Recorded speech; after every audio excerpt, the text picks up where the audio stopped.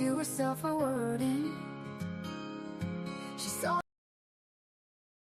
the need for a friend indeed to all those deserving. She travels the world through your eyes. She listens and sometimes cries. She wants to know what makes you whole and cares without disguise. According to Lindsay, she welcomes you here. A laugh, a song, sometimes a tear, a friend, a foe, a stranger. Your life story, your moments of glory. You're sad, you're happy, your dreams and your worries. She wants to know the ins and outs of all of you here. According to Lindsay, according to Lindsay, she welcomes you here. A laugh, a song, sometimes a tear, a friend, a foe, a stranger. Your life story, your moments of glory. You're sad, you're happy, your dreams and your worry. She wants to know the ins and outs of all of you here. According to Lindsay, she wants to know what it is all about. According to Lindsay, you're welcome here while we all just figure life out. So sit back and yak, smile and laugh, have a cup or two. Lindsay is coming on right now and she welcomes you. Let's hear life according to Lindsay.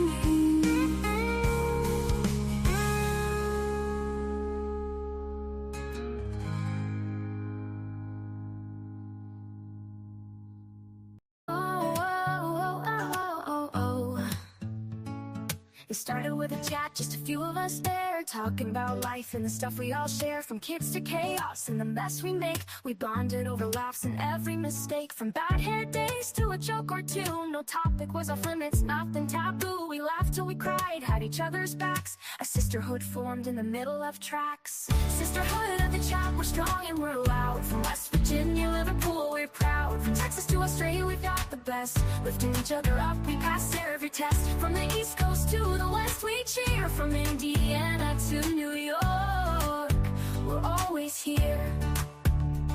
From late night texts to early morning calls, we've been through it all, big and small.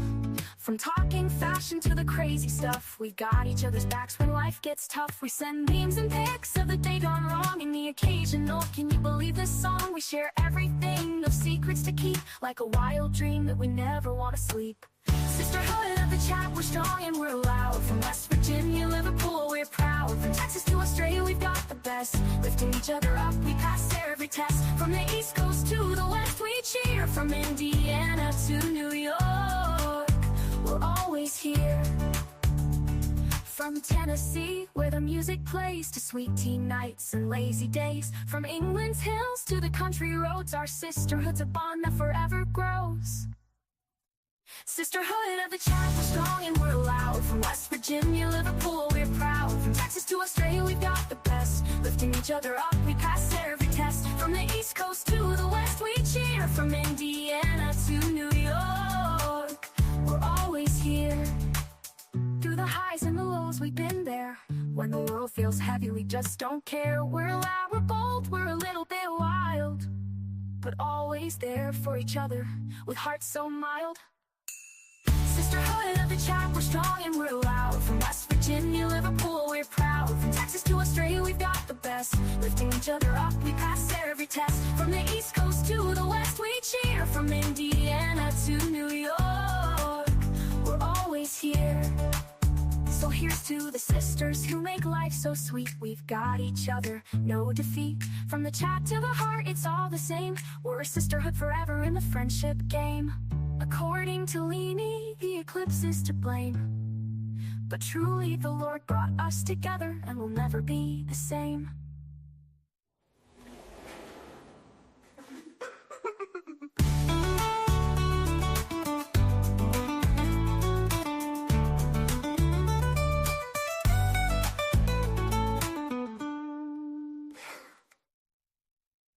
So here's to the sisters who make life so sweet.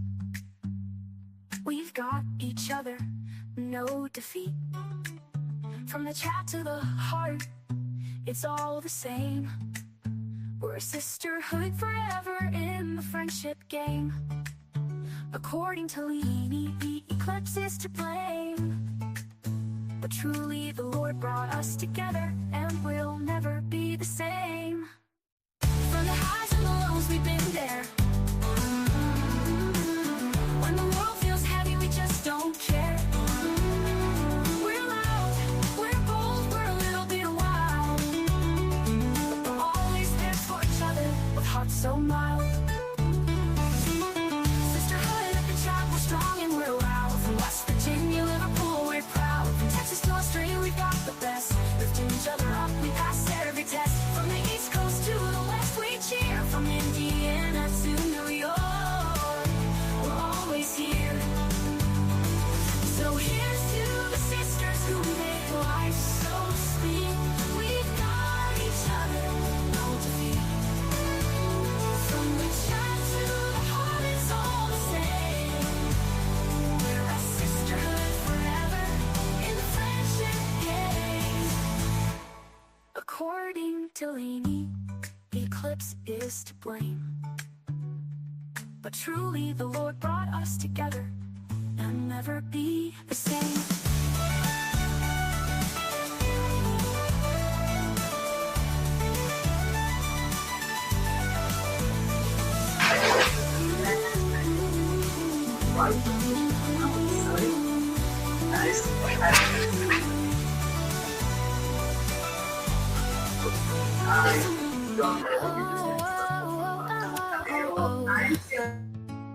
It started with a chat, just a few of Hello, hello, hello.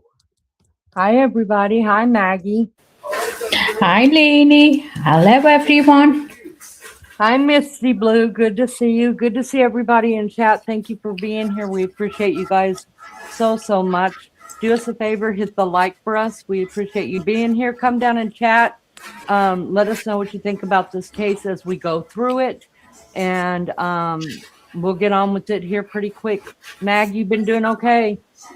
I'm doing not too bad. I've been cleaning like a lunatic today. What about yourself? Same.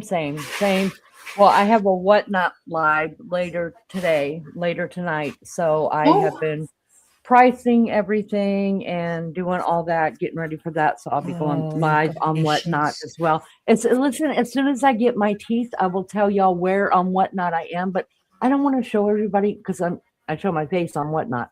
I don't want to show everybody my, how old I don't blame you. I don't blame you. But so listen, I'm not telling you guys how to find me. I want to know what time UK. So inbox me, whatever it's called, message me and let me know what time UK. Because if I'm awake, I want to come and watch. You haven't heard about this case, Misty? Well, welcome in. Oh, wow. This is what we're doing, guys. So this is one of the major cases right now that is trending in the U.S. because we're finally going to court, and opening statements are tomorrow morning. They have seated the jury. We have a total of 18 jury members. That's of course 12 that are actually seated, with 6 who are alternates. So I have always been interested in this case since it happened, and I've been waiting for this one to go to trial. I was scared to death that they were going to take a plea deal, so I didn't want to make it. Hey, Ma Barb. Hi, Bob. Hi, Misty. I didn't want to put it out there that that's what we're going to do, and kind of like the Koberger case that pissed us all off. We spent months going over that case and inside and out, only to get a plea deal on it. That was just a total drag. Oh man, I don't think any of us are over that. No, I'll never get over it. I don't think anybody is over that, not being able to see a trial on that. But it is what it is, I guess. And I think that's the way in the U.S. the trials are going. I mean, there's going to be a lot of plea deals, and I mean, it saves money all the way around, especially for the states and stuff like that, for people who can't afford a lawyer. I get it. But I think there's got to be some kind of qualification that's different for a plea deal. Like, I don't know. I don't know. So anyways, that's what we're doing. We're going over this case today. For people who don't know what we're talking about and what case we're going to be covering. Like I said, tomorrow opening statements start and the trial will start tomorrow morning. We will be here live. We're saying every day that trial's going on, but sometimes life happens. To all of us, so, but keep checking the community page, because if for some reason we have to cancel trial for that day, we can maybe make it where I'm just streaming the live, but one of us or both of us may not be here. I don't know. It's kind of hard to foresee the future. I've already told Maggie that there's 2 days this week while the trial is going on that I have some appointments that I have got to get to. So Maggie will be covering half of it by herself.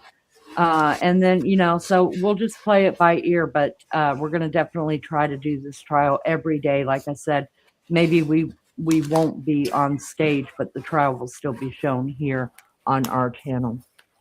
So before you start, can I just go take something off with you? Do you know the time for tomorrow? You're saying morning, but it's 2 p.m. for you. Do what? You're saying you're saying about the trial start tomorrow morning, but tomorrow we've got it set for your 2 p.m. No, we're going to have to, I think it starts at 9 o'clock. I'll check it just to make sure. I think it's your 2 p.m. So it's going to be 10, 11, 12, 1, 2. Yeah. Mm-hmm. I'll change that. Miss Barbara, your name is in green as far as I could see. I can see green. Yeah. Yeah, it's green. Yeah, green. And thank you for your membership. Thank you, Misty Blue, for your membership. We appreciate all of you guys being here. All right, so the Lindsay Clancy case, let me just tell you guys this. They have already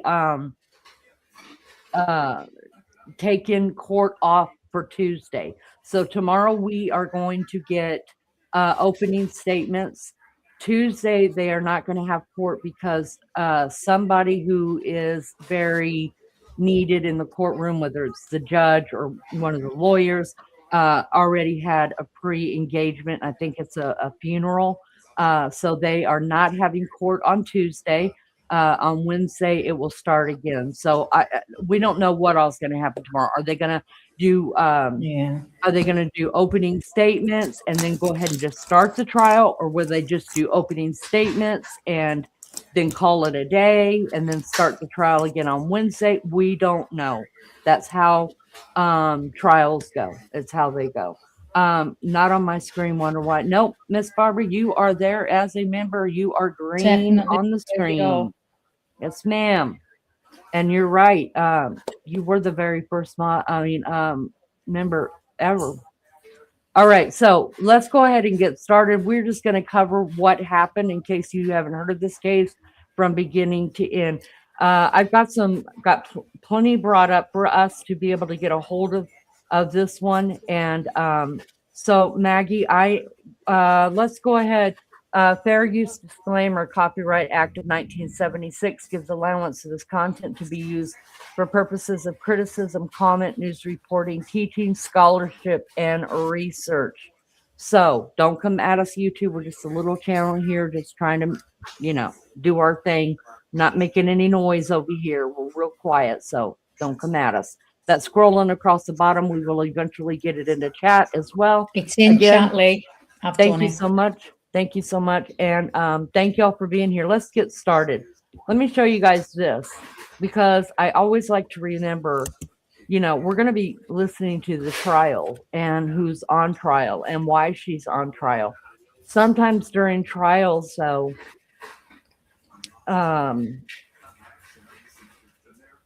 the victims get lost in the trial, right? So I want to do this before we do anything else. Let's bring up this one. Let's bring this up. I don't know if you guys can you guys see that, Yeah, it's Maggie? okay. If you can make it bigger, that'll be great, but it's fine. Okay, let me see if I can, because it's as big as it is on my screen.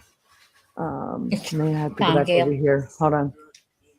Let's see what's going on. I don't know whether if you can shut that down on the right where there's writing. Okay, there it is. All right, you guys. These are, and all four of these are victims in this case. The man in the middle, obviously, is the father of the three children who were murdered by their mother, Lindsay Clancy. The father's name is Patrick Clancy, and we're going to go into what led up to these children's lives being taken from them. Sadly, the father is the one that found them, and the mother. If you can see my cursor, this right here is little Cora, you guys. She was, I wrote it all down in the description. She was what she fought, what she, oh, y'all, listen, I get dates, numbers, names, the whole thing messed up in my head. So let me look again, because I absolutely do not want to mess up, especially anything that comes to the victims. Okay, so this is Cora. She is 5 years old. This right here is Dawson, and he is 3 years old at the time of his death. And this is Callan. Baby Callan was 8 months, 8 months at the time of his death. The mother is standing trial for murder in the way of using exercise cords to strangle her children. Sadly, well, not sadly, there's a couple of stipulations that the father here, Patrick, asked the courts for, and one was that the 911 call would not be played for any of us or anybody in the courtroom to hear, other than the judge, the attorneys, and the accused. Okay, I kind of get that. I mean, because you guys, the 911 was actually called twice. I don't know if he meant to hang up or what. I remember hearing the 911 when this was happened. I don't know if any of you guys do. There is on court TV, and I'm not sure if I pulled it up or messed it up or whatever, what's being released, because the judge has granted, no, we won't see any autopsy pictures. I agree with that. We don't need to see those. We won't see any pictures of the kids, of course, in their deaths. We won't see, and we will not hear the 911. Now, the 911 call, you can find it out there. I went looking for it because I was willing to play it in its entirety, because I think you can hear the mother actually talking in the 911 call. And I think, as we cover this case, it would be good to hear there's a lot of evidence, right? That's usually said in a 911 call, a lot of evidence. And one being that, one thing that I when I was doing my research on this, Maggie, is that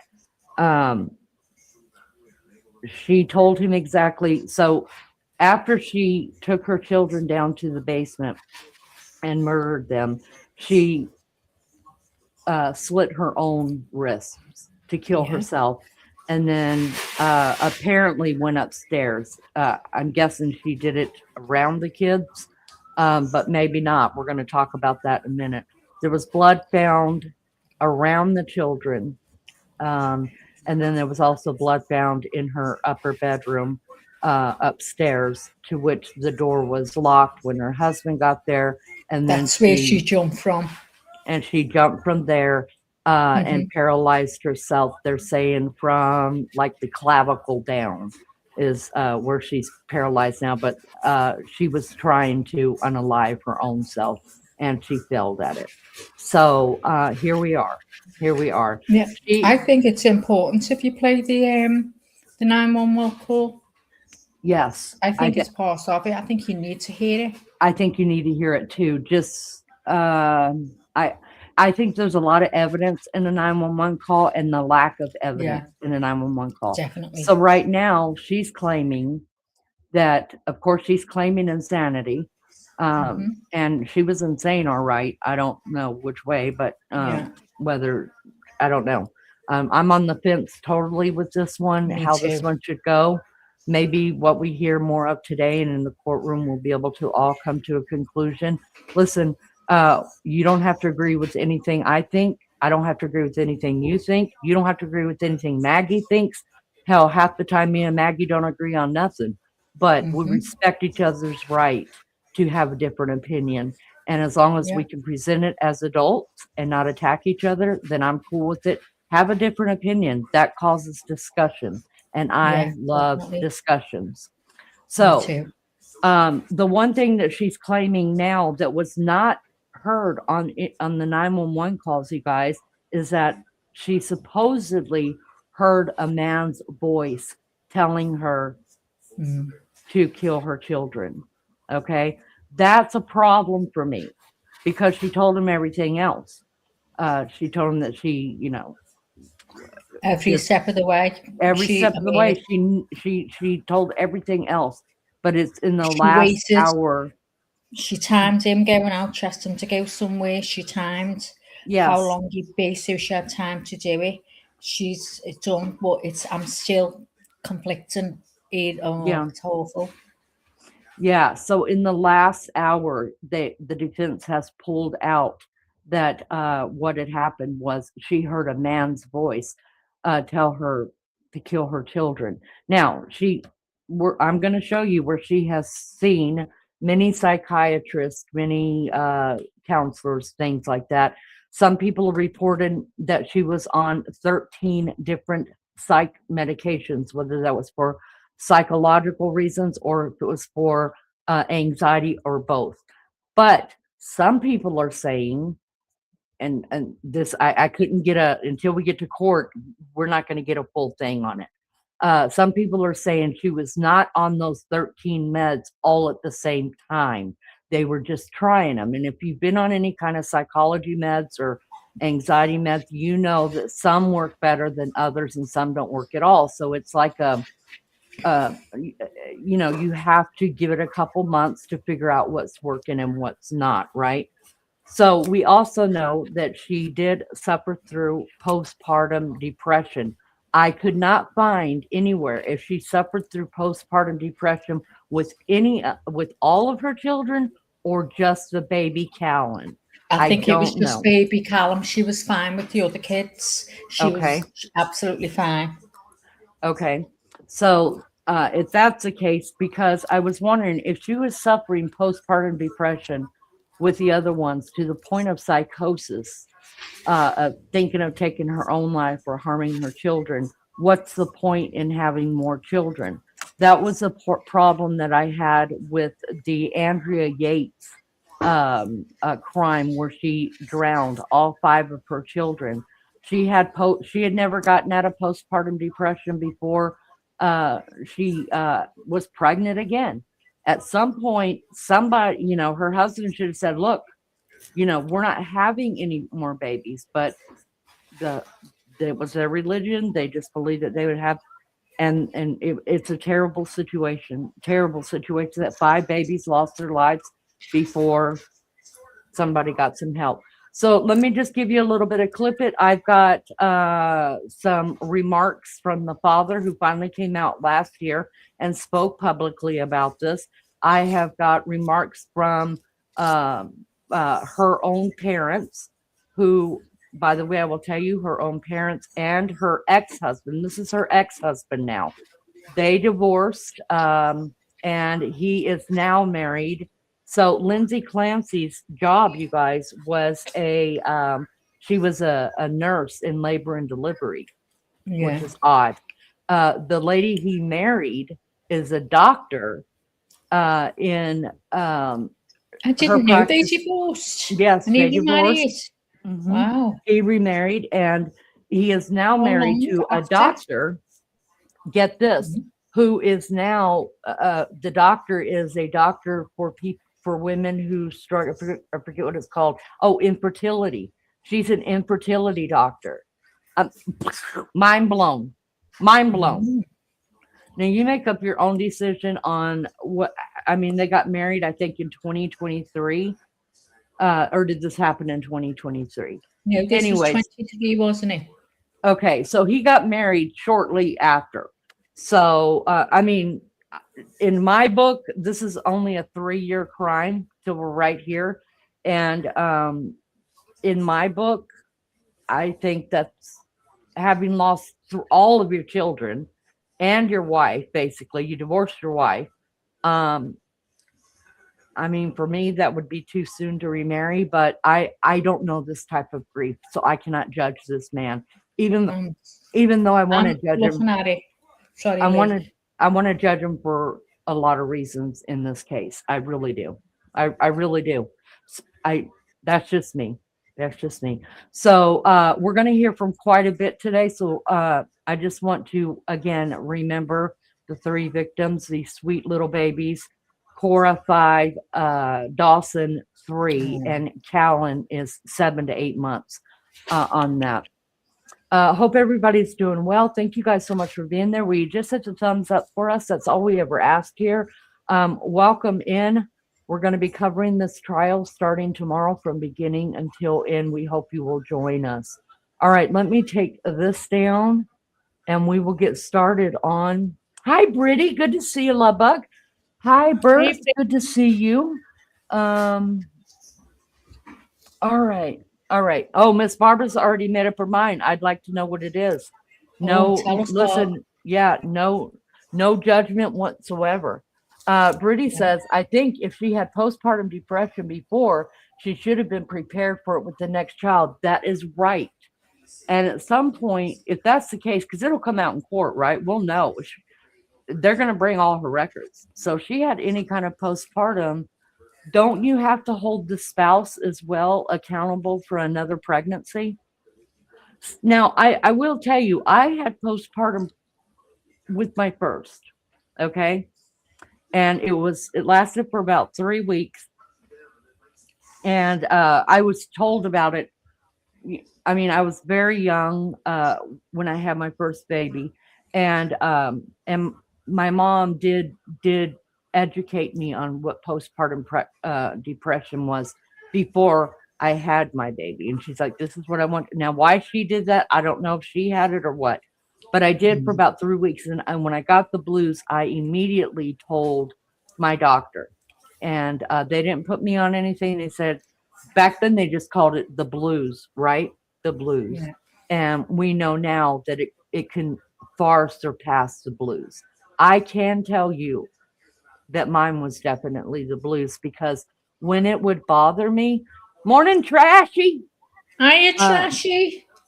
When it would bother me is when my mom and my husband left. When they left me for the day, and I was scared of hospitals. It was the first time I'd ever been admitted to a hospital. And so I'm not sure if that played into it, that just I was alone. Pink Peony, hello. Hiya, Pink. Good to see you too, my friend. So we don't know. And you guys, I went on to have 3 more children after that and never once had postpartum, which is just odd. So you call it postpartum. We call it postnatal depression. Okay. Yeah. Okay. So just in case anyone else, that's what we call it. And Miss Barbara said she blames the doctors. Now I'm more swinging to the mental health. She didn't get the help she needed. That's what I was like, where I was at one point. But that's why I want to refresh and I want to hear what comes out, because I'm on the fence right now, as I've said. But I did get to a point where I feel she's been failed. Well, you guys, I have the timeline of when she saw the doctors. So then it looks like she tried. It just looks like somebody should have recognized and had her hospitalized for however long. Wasn't she in a couple of days before it happened? Yeah, and that wasn't enough. Not for this type of stuff. Not when you're already thinking about harming yourself. You get put in a hospital for a while, and you should be. Brittany says, I had it with both of mine. I got on medication for a few months and then I was all right. Good. See, and this is stuff that we really do need to, we're seeing this more and more where kids are getting killed by their parents and by women, especially, you got to wonder what kind of psychosis they're dealing with. Possum, good to see you, love bug. All right. Hi, So Pops. I just wanted to bring this up because I don't want to forget who the victims are. And it's so easy to do in a trial. So this is who we're talking about. In some places, you'll see the kids' pictures blocked out. Some people have a problem showing them because they are minors. I have no problem at all showing them. They are deceased. This is the reason why we're here. Their sweet little faces need to be remembered. That's the way that I look at it. All right, so let me pull this one down, Maggie, and we will get started on exactly what went on here. What happened? Why? Do we ever get the why? I don't know, you guys. I don't know. All right, let me do this. So I Hello, do have, everyone. Please hit the like and sub up if you would. Pull up a seat anyway, get a cuppa. And they are beautiful into this children. case. Absolutely. Oh, they All are right. gorgeous kids. All right. This is coming out of Boston, you guys. This is 25 News. I guess the station is 25 News. And this was just done on February. This was done on February 23rd. I'm sorry, February the 10th, 2023. And this is shortly after it happened. And so we've got to start from the beginning. And that's what we're going to do here. Maggie, just because of my lisp, do you mind reading this for us? Because not at all. Can you make it bigger? I cannot make it any bigger. It's covering my whole screen, sister. It's absolutely. Let's see if I can make it any bigger for me to read. If not, I'll read it. That's fine. Okay. Let's see. I'll have a go. Is it Plymouth, Mass? Is that where I am? Plymouth, Massachusetts. Yes. Yeah. Duxbury mother Lindsay Clancy started her day on Tuesday, January 24, as a mother would by taking one of her 3 children to the paediatrician for a morning appointment, according to court documents and a local prosecutor. There was no immediate concerns about the demeanour or behaviour of the 32-year-old Clancy, who left the paediatrician's office with her daughter and returned home, where she took her children outside to play in the snow. Assistant District Attorney Jennifer Sprague said in Plymouth District Court on Tuesday. Once outside, her children built a snowman. Clancy texted photographs of the children playing to her mother and to her husband, Patrick Clancy. Nothing in the text was out of the ordinary. But later that day, prosecutors alleged that Clancy, using exercise bands, fatally strangled her 3 children, 5-year-old daughter Cora, her 3-year-old son Dawson, and her 8-month-old baby Callum. The elder children were pronounced dead that day. The infant died 3 days later.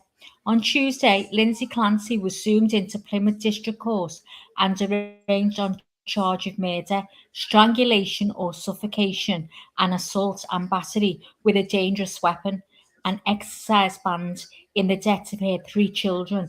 During the arraignment, Clancy lay in hospital. Let me move it down. Okay, go ahead. Right there. Right, okay. There's nothing there. Right here? It just says she lays in hospital, and then I can see a bit of a picture of her. Just the top of her head. Okay. Sorry. It's okay. Lindsay tried to kill herself by jumping out of a second-story window at her home and suffered serious spinal injuries that left her paralysed, said her defence attorney, Kevin Reddington. He said in court that Lindsay had been fighting mental health issues and had been over-medicated as she sought treatment. This is not a situation that was planned by any means. This is a situation that clearly is a product of mental illness, Reddington argued in court. Below is a timeline of events on January 24, as outlined in court documents and by Sprague in court. 4:02 p.m. Lindsay Clancy searched Kids My Relax on her cell phone. 4:13 p.m. Lindsay searched Take House. I'm struggling to read this now for some reason, Lee. Take Sorry. out 3. It's okay. Take out 3B. So 3B is the restaurant that she was looking at. Do you want me to finish up, Maggie?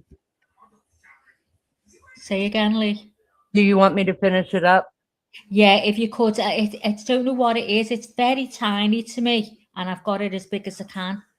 Okay. At 4:13 p.m., Lindsay searched Take Out 3B on her cell phone.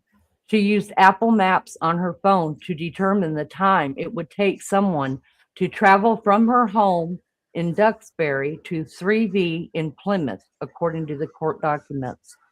At 4:47 p.m., Lindsay searched for the CVS website and called CVS at 189 Summer Street in Kingston and asked the manager if they had children's Miralax. At 4:53 p.m., Lindsay texted her husband, Patrick, who was working in his home office in the basement of their home.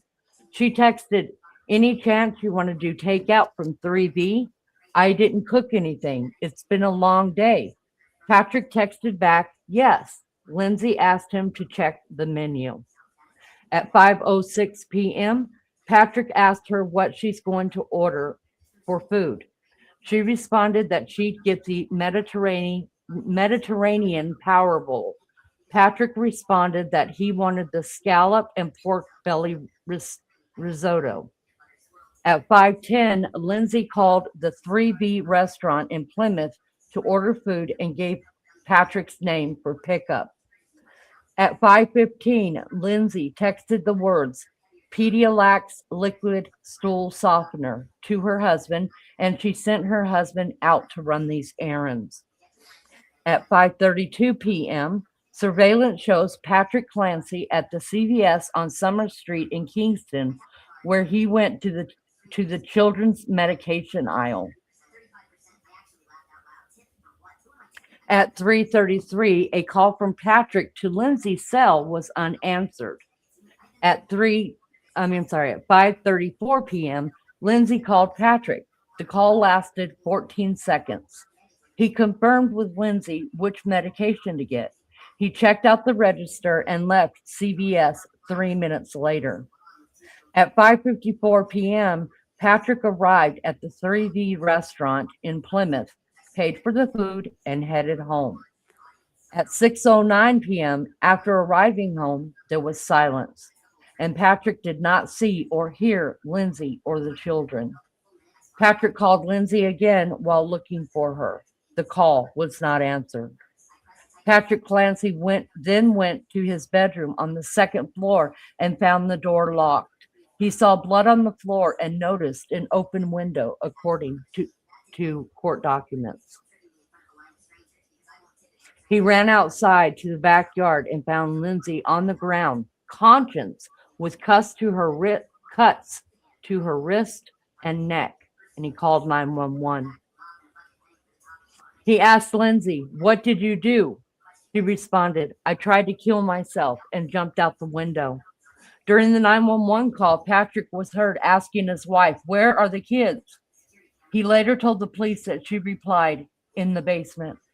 When emergency crews arrived, Patrick asked them to stay with Lindsay because he had to find his kids, according to the court documents. While still on the 911 call, Patrick was heard entering the home and heading to the basement. "Guys," Patrick called out. He began screaming in shock and agony as he found his children, who were on the floor, according to court documents. Each child had the exercise band that was used to strangle them tied around their necks when the father found them, said Sprague, the prosecutor. Pardon me. Sprague Do you want me said, to have a Lindsay, go? you can if we want to. Let me pull this up. Okay. Sprague said to Lindsay planned the murders of her children, and she used Apple Maps to make sure she would have enough time to strangle each child before her husband returns from where she had sent him, Sprague said. Lindsay is a danger to herself and others. She planned these murders, gave herself the time and privacy needed to commit the murders, and then strangled each child in the place where they should have been safe, their home. She did so with deliberate premeditation and extreme atrocity and cruelty.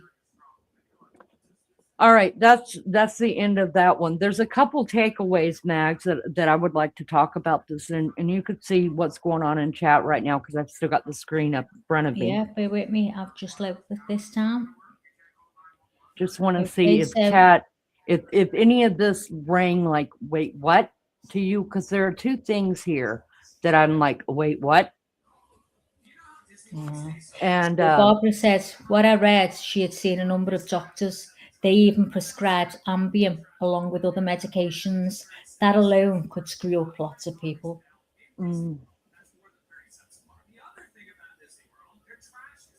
All right, let me go up here. This, and I read a little bit about it, you guys, but we're not going to know until we get to court, of course.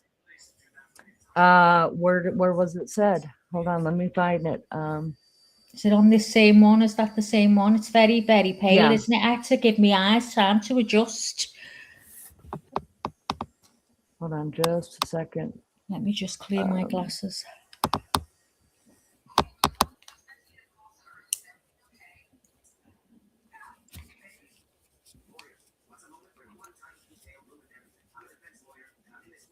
Hold on, I'm trying to find exactly the first thing that I was like, wait, what? And maybe I read it somewhere else. I don't know. But she's being charged with, 3 murders, right? She's being charged with the 3 murders of her children. But one thing that rang out, and I could have swore we just read it on here.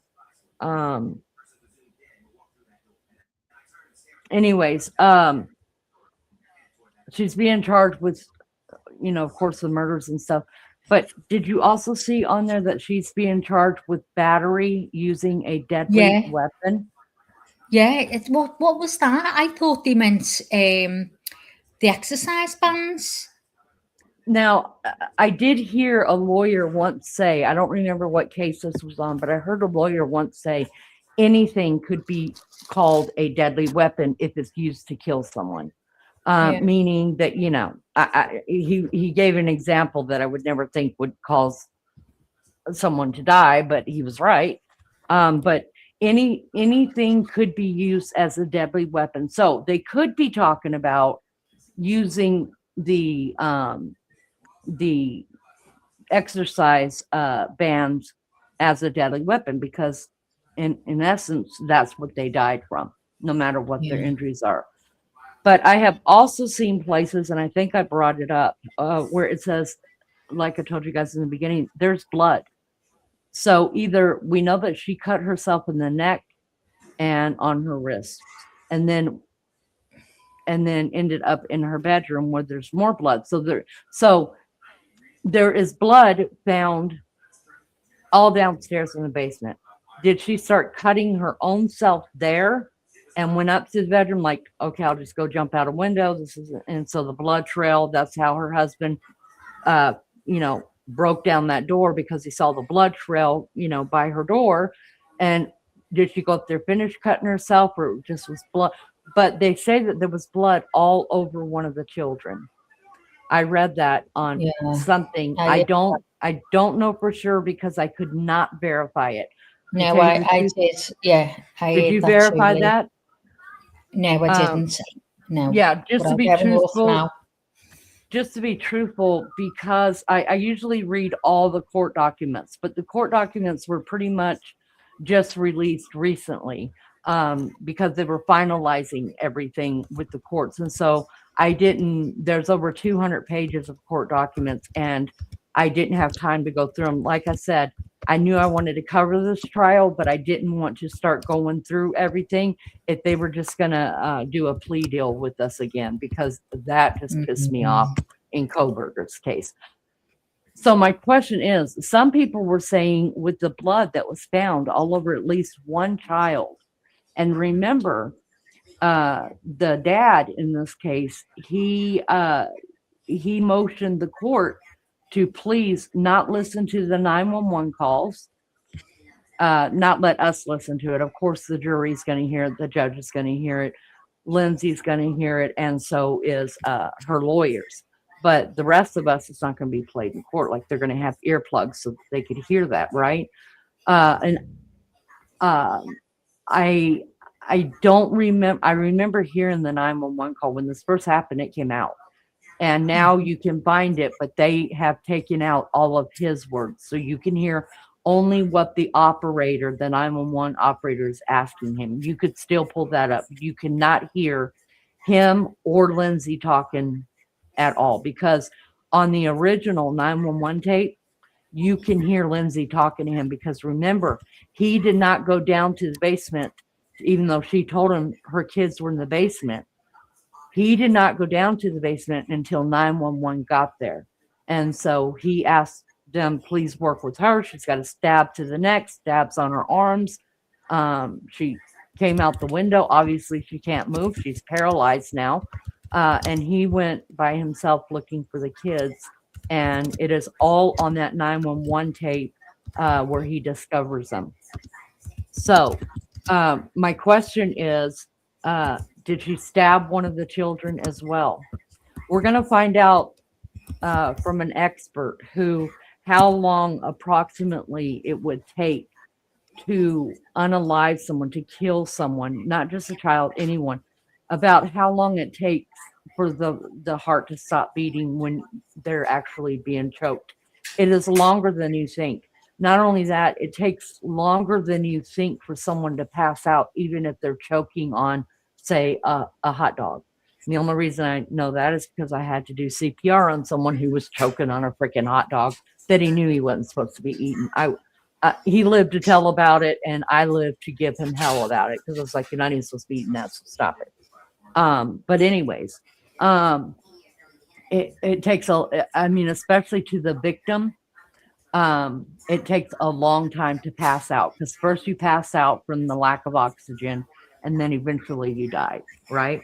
So it takes, just the sadness of the however many seconds it took, which I think it took the guy who I did the CPR on. I ended up, he was so big, he's like 6'4", and he was so big around, I couldn't get my arms around him. So I laid him on the floor. I told him, get on the floor, and I had to do compressions into his stomach. And y'all, thank God that once I started doing that, that piece of hot dog flew out of his throat, and then he started coming to. So, but it took him a while, even to me, to pass out, because he had to get up from the table. He had to walk to me. I turned him around, try to get my hands around him to start doing, the compressions to get it out of his throat. And I couldn't do it. So I had to lay him down, get him down, so I could do, I could push against him. So I just remember his big eyes looking at me. Here's my question. I know how it felt trying to get that out of his throat, and Joe's looking at me. You know what I mean? And then he passes out. It felt like forever. It felt like, could you imagine those babies are looking in the eyes of their mother? Oh, I know. It doesn't matter if it's for 3 seconds. I know it didn't happen that quick, though. It doesn't matter. So it will all come out in court exactly if the children were, if anybody was stabbed or a knife used on anybody. It's the other kids going on, isn't it? Yeah, that will all come out in court. Now, that could be another reason why he didn't, the father did not want his voice heard. I could imagine it's the worst time of his life. All right, I want to bring this up to you guys, and this will be a video from the same news station. Once again, we're using this for fair use. We're floating it on the bottom of our screen. It has been floated through chat. This is News 25 coming out of Boston, I think this one is. Boston, Massachusetts. So this one, we're just going to play it through and let them do the talking. They're going to give us the timeline of accused of planning the murders too. Now, if I had to choose right now, I mean, she had the wherewithal to Google how long everything was going to take to get to the CVS and then onto the restaurant, then back. She had the wherewithal to do that. She had the wherewithal to not just murder one child. That was done. Then she got the second child, then the third child, right? And we do know that the baby survived for 3 days in the hospital. They knew he wasn't going to live, but he still was. He was kept alive for 3 days in the hospital. We don't know in what order these children were murdered, and I'm just calling it like it is. They were murdered by their mother while she survived. Damn, I wish we'd have just stabbed herself first. I don't know. Yeah. But my go ahead, Max. Really, No, my one issue is what keeps holding me back is when she came to in the hospital, the mother, Lindsay Clancy, when she came to, her first words, what was said. Now, I mean, you're going to see this anyway, or you're going to hear it, so I'll leave that there. I don't want to, you know. No, you could go ahead and you can go ahead and say it. We can give teasers, and we'll hear it again. So she says, "Do I need a lawyer?" That's right. That was her first words. Now I've got a problem with that. That's what is the one thing is stopping me from believing, because I believe if you're hearing a voice, you don't know what this voice is saying to her apart from kill your kids. She could have been absolutely terrified. Mm-hmm. In her head, she's planning it because it's got to be done. She's trying to work out how she can do it without being disturbed. That can happen when you're in a psychosis, state. I do believe that. I do believe in postnatal depression, postpartum, what you saw. Absolutely, it's real. Yeah, and that's it. Go ahead, Max. No, sorry, go on, Liz. No, go ahead. No, it's just I just got a problem that is just stops me dead when she woke up. That was the first thing she said. Mm-hmm. Just adding. So right now, just from what I'm reading and what I'm hearing right now, and it's not that I tried to bring it up this way. I didn't try to bring it up so you would just believe, oh, she's guilty, like life in prison, go on. Yeah. You know what I mean? I listen, I'm not saying she didn't have postpartum depression. She had something going on. But I don't at this point believe, I'm just telling you the facts of how they're reported. At this point, and knowing exactly what she said when she first woke up, like Maggie said, at this point, I think I could have respected this woman more, Maggie, if she had done the same thing, right? Just did it all the same way and try to kill herself.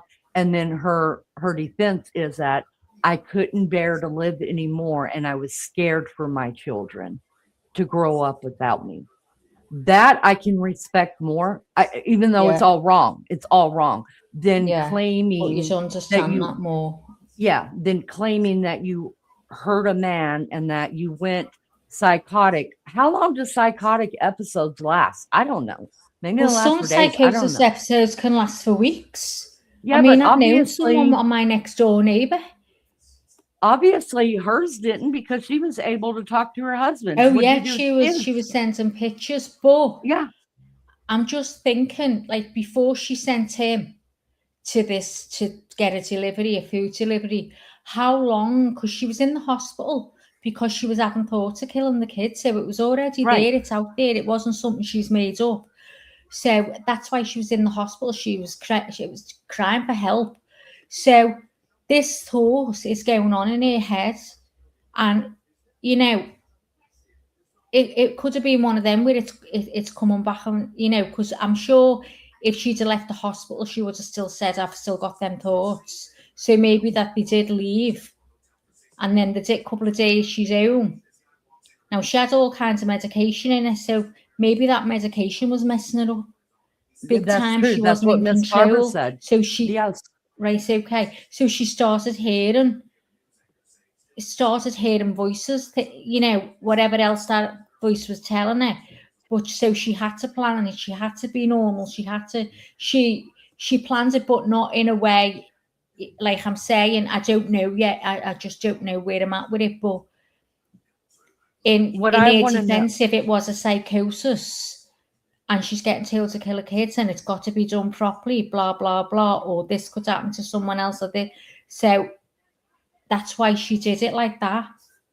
I don't know. I think that's a very good point, and that's probably the only way that I'm going to believe the man talking to her, because I want to know who was the first person to hear this, because her own husband was literally talking to her, and she told him that she killed the kids, and he didn't even leave her side. Oh, he left her.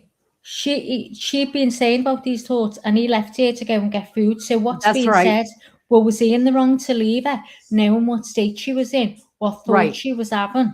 Should he have left her alone with the kids? Yeah. So there's that too. Is there neglect here that something should happen to him for neglect of his wife?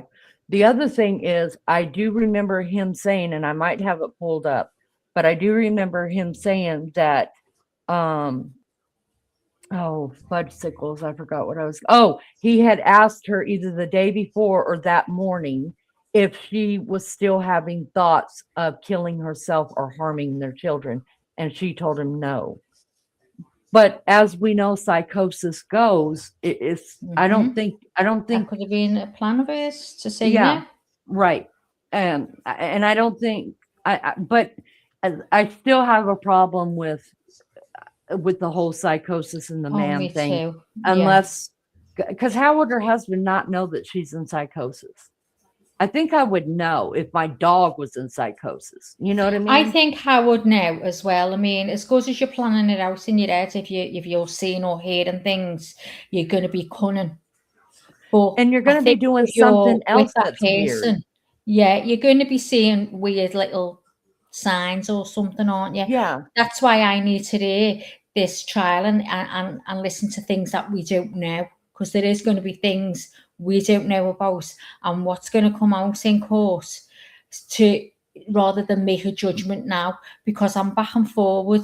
As I said, it's when she woke up and what she said is stopping me.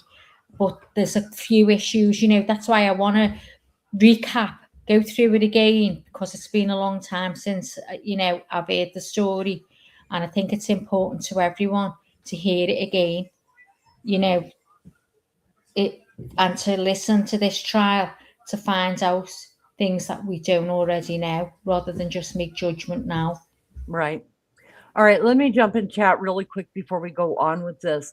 They're beautiful children, Brittany says. Pink Peony said, I was adjusting to taking care of my newborn full-time at 17 years of age. It was not like babysitting where kids got picked up by 5 p.m. It was a real reality check. My parents were present. Wow, I can imagine. Miss Barbara said, what I read was that she had seen a number of doctors. They were prescribed Ambien along with other medications that alone could screw up a lot of people. Tish tosh trashy bish bosh is here. How old was the baby? I'm not sure if he was 7 months or 8 months at the time of his death. I've seen it both ways. 8 months, trash. Okay. I remember when this broke, I was torn back then and still am. Aussie True Crime is in the house. Y'all sub up to my friend. I appreciate it so much. It's good to see you, Aussie. Let me just, we've got the fair use disclaimer going. That's awesome. Thank you so much. A relative's kid was choking on a grape. Emergency services thought it was a prank call, supposedly. The kid ended up in a coma. That's really sad. That's terrible. Terrible. They should be held liable for that. Brittany said she planned it out. I think if she was in psychosis, couldn't she have done it while her husband was there? Yeah, true. I mean, he was working wherever his home office was. She could have taken him in the basement one by one, and I mean, he wouldn't have known. I Didn't wouldn't she think. say he was working in the basement Is that where when the she home texted office him? was? I wasn't I don't sure. know. She just said, well, that's where she says he was when she texted him, who was Oh, okay. working in the basement. Yeah. So that must be where the home office is. Brittany also says if she had to text him about going to get dinner, right? Good to see everybody. All right, let's keep going with this, guys. Let's keep going. This is a timeline, you guys, of Lindsay Clancy accused of planning the murders. I wanted to. Killing her 3 children, will remain hospitalized until she's healthy enough to be transferred to a rehabilitation center. During her arraignment yesterday, Lindsay Clancy's defense attorney told the judge. I have to stop it right here because I need to show you guys a few things. This was her arraignment. So Lindsay Clancy was still in the hospital at this point. This guy sitting right here behind the screen, you're going to see him through this, okay? That is the dad right there. This is the dad. The anguish on his face, you guys, is heartbreaking to me. Heartbreaking. This right here would be Lindsay Clancy's lawyer, and behind him over here, you will hear her talk just a minute. This is the prosecution. And you will see Lindsay, you can't barely see it here because I stopped it, but you see the judge on a split screen with Lindsay Clancy right there. And like I said, the husband, the ex-husband now, is sitting right there. So let's go ahead and listen to this. That she's paralyzed from the waist down from injuries that she suffered during a failed suicide attempt. Clancy appeared via Zoom from her hospital bed where she was charged with premeditated murder and strangulation. Prosecutors say that she meticulously planned for her husband to leave the house, then used exercise bands to kill her children. But her defense attorney says she was heavily medicated on antidepressants and was desperately trying to get help for postpartum depression. This is not a situation, Your Honor, that was planned by any means. This is a situation that clearly was a product of mental illness. She used Apple Maps to make sure she would have enough time to strangle each child before her husband returned from where she had sent him. The judge did not set bail during yesterday's arraignment. Once Lindsay completes her medical treatment, another hearing will be held to determine where she'll go while she's awaiting trial. She's due back in court in May. What says y'all? Oh, that man's face was like really, you could see his pain, couldn't you? Yeah. Yeah. And you know, I remember seeing that when it all first came out and watching her arraignment and stuff like that. And when I saw it, I have to be truthful. I mean, I just have to be truthful. No, you got to be, yeah. When I first saw it, because they showed the whole court thing from the time they all walked into court to the time court was over, right? That's where I watched on Court TV. And you could see him come in and sit over where he sat. And this is going to be terrible of me. And I know it's terrible of me, Maggie, but I can't help it. I just thought it was theatrics. And no, I can understand that. Yeah. Why is he sitting there? I thought there was always a cop that sat there. Yeah, and so I'm having to go back on memory with this, and you guys, this is 3 years ago. But yeah. I think I remember Court TV saying that he didn't want to see the screen, and I thought it odd. I was like, well, you haven't been to the hospital to see her? So, of course he'd been to the hospital to see her. So what difference does it make that you're in? It was almost like, screen, yeah. Like he needed to be seen on.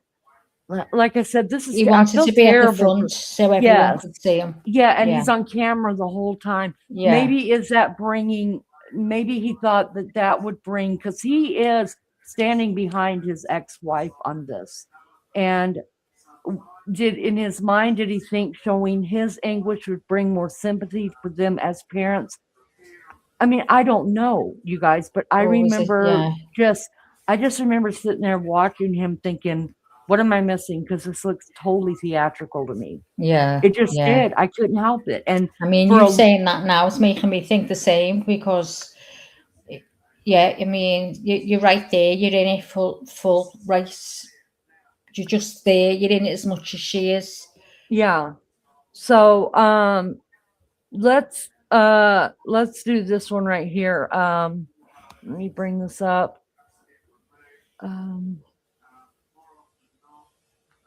We've already read all that.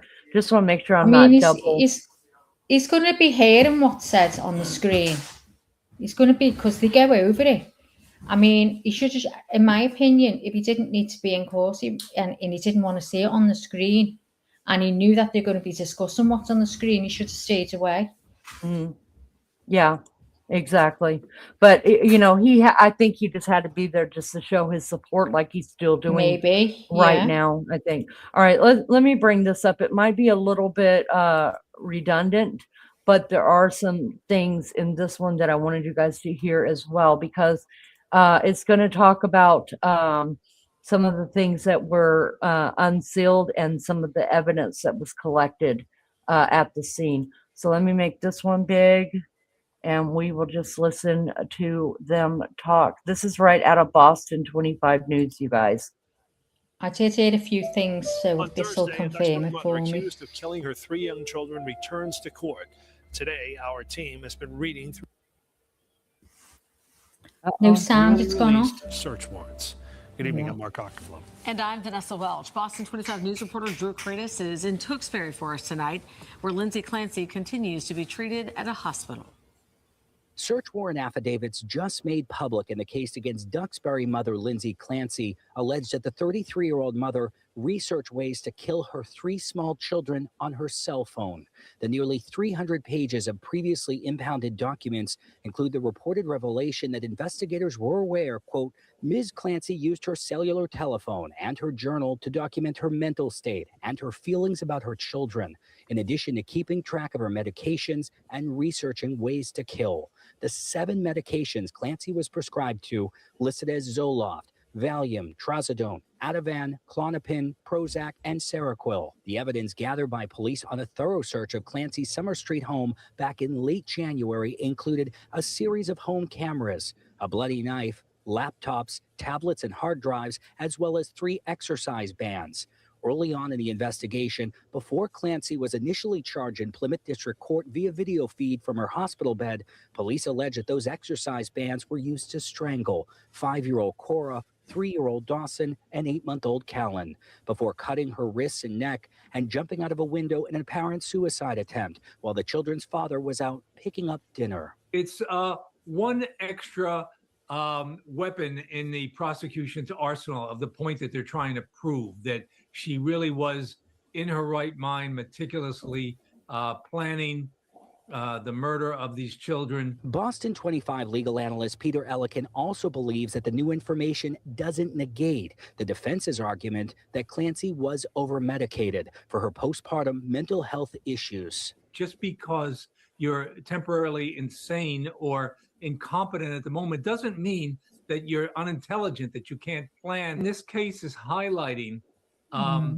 the seriousness of postpartum psychosis. A Plymouth grand jury indicted Clancy last month on 3 counts of murder and strangulation, which is what she'll be arraigned for this coming Thursday. Her attorney has previously said she is paralyzed from the waist down. In Tewksbury, Drew Karitas for your local station, Boston 25 News. Hit the. What says you, Max? What says Well, you, I Kat? had that she was looking up ways to kill, but I wasn't sure if that was just, someone putting it out there. So that's just said that she did look for that. Again, that could be part of the psychosis, what she was doing. She was, I mean, surely think about it, Lainey. Would you have to go on Google to ask how can you kill? You could sit there and think of a million ways you could kill someone. Yeah, and I do sometimes. Oh, wow. But no, seriously. Yeah, that doesn't make sense. Like ways to I can see how, if you were looking up something specific, like how do you use rat poisoning, or how do you get people to drink? But how do you get people to drink antifreeze, but ways to kill? Was she looking for the easiest, what she's looking for the less painful. We don't know. But you know what I heard that man say was that there were two things I heard him say again. One of them was what she was, so this was right after her arraignment, right? And during that time, he didn't mention the knife. He said that she was being charged with 3 counts of murder. They didn't even mention the deadly weapon. So that one has been added on. I want to know when that was added on. When it was added, yeah. Right, which we will get to. And of course, the very first one I thought when he was talking, I have forgotten all about it since, because I'm old, you guys. And I'm thinking part of my brain was taken out with my teeth. I don't know. I know. It's terrible. And, but, another thing as well, like, if, all right, so if she's in this psychosis, and if she wasn't, and she was just saying she was in psychosis, thinking she'd get off with it, she just wanted out, she wanted to be on her own, whatever, she could have, like, slit her wrist, which she did do, and throw herself on the floor, or like she's bleeding to death, whatever. But she'd thrown herself out of a window, which anyone knows that can cause spinal injuries, and that could snooker you for life, which has done. So if she was in the right mind, would she have done that? That's another thing I argue with in my brain. Well, I wonder if she was thinking by throwing herself out the window, she would break her neck. And if you break your neck, 9 times out of 10, you you're die. dead. Yeah, that's what I mean. Was it genuine that she wanted to die? That's what she said. She wanted to end her life. Yeah. But as I say, there's a couple of issues making me go the other way, and so I just need to read all this evidence. Well, I just thought of the second thing that he said that's going to prove a lot to us and help us understand her way of thinking was she used her phone as a diary, and all the things that she wrote about or texted herself in her notes about how she was feeling that day and how she was feeling about the children. I think that is going to be a telltale as to was there health, what she was thinking, or did she just not like her kids? Did she really not want to be a mom? Because listen, we know there are plenty of people who have murdered their children because simply they didn't want to be parents. And so we're going to find all that out, right? Because all those text messages are going to be read. Tashi says, "Oh God, Sarah Quill, my best mate attempted while on that shit. It sent him mental." I have heard bad stuff about Sarah Quill. And I do know that Sarah Quill has probably some of the worst symptoms, especially for those that don't need it, because it is used for psychosis. And if you're not psychotic, it can fuck you up. Kind of like taking a thyroid pill if you don't have thyroid problems. Pink Peony says, "Mom or mother-in-law should have been present after her delivery in light of her having mental health challenges." Right. You're right, Pink Peony. I don't think but she didn't have the mental health challenges, did she, until after the last baby? She didn't have it until afterwards. She didn't have it in the first 2 children. But did she have any kind of depression or anxiety I don't prior? think so. Not from what I heard anyway. This only happened when she had the last baby. But I don't know, Lee. I'm almost sure that's swaying me, is like she didn't have it with the kids. I mean, if you go and look at pictures, I don't think I've seen a picture of her with her kids that she doesn't look happy. Well, that's what we all do. I mean, my husband was having a gallstone attack, and I made him take family pictures. He smiled pretty. Didn't know. He didn't tell me. Yeah. But no, I get you. And not every picture tells a true story. And Jennifer, good to see you, honey. Hiya, Kenneth. Hi, Jennifer. Not every picture tells the true story. That's I understand right. That's right. Yeah.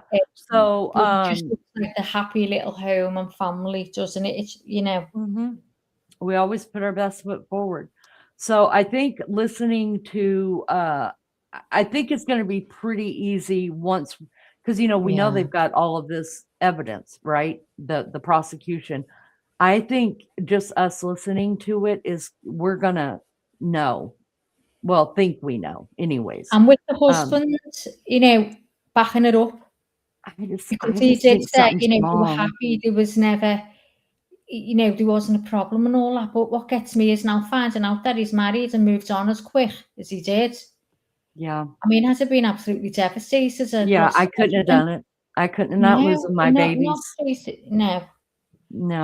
I just would have, And if he she, Go ahead. if he believed that she hadn't done it, then how could he just move on so quick? I Right. understand if she gets life, and then he's got to move on one day. Yeah, I get that. So But in if order he to believes it, why are they not together now? why get a divorce that quick? Yeah. What and What I went wrong mean, there? no offense, y'all, he married up. He was married to a nurse. She kills the children, and then he divorces and marries a doctor.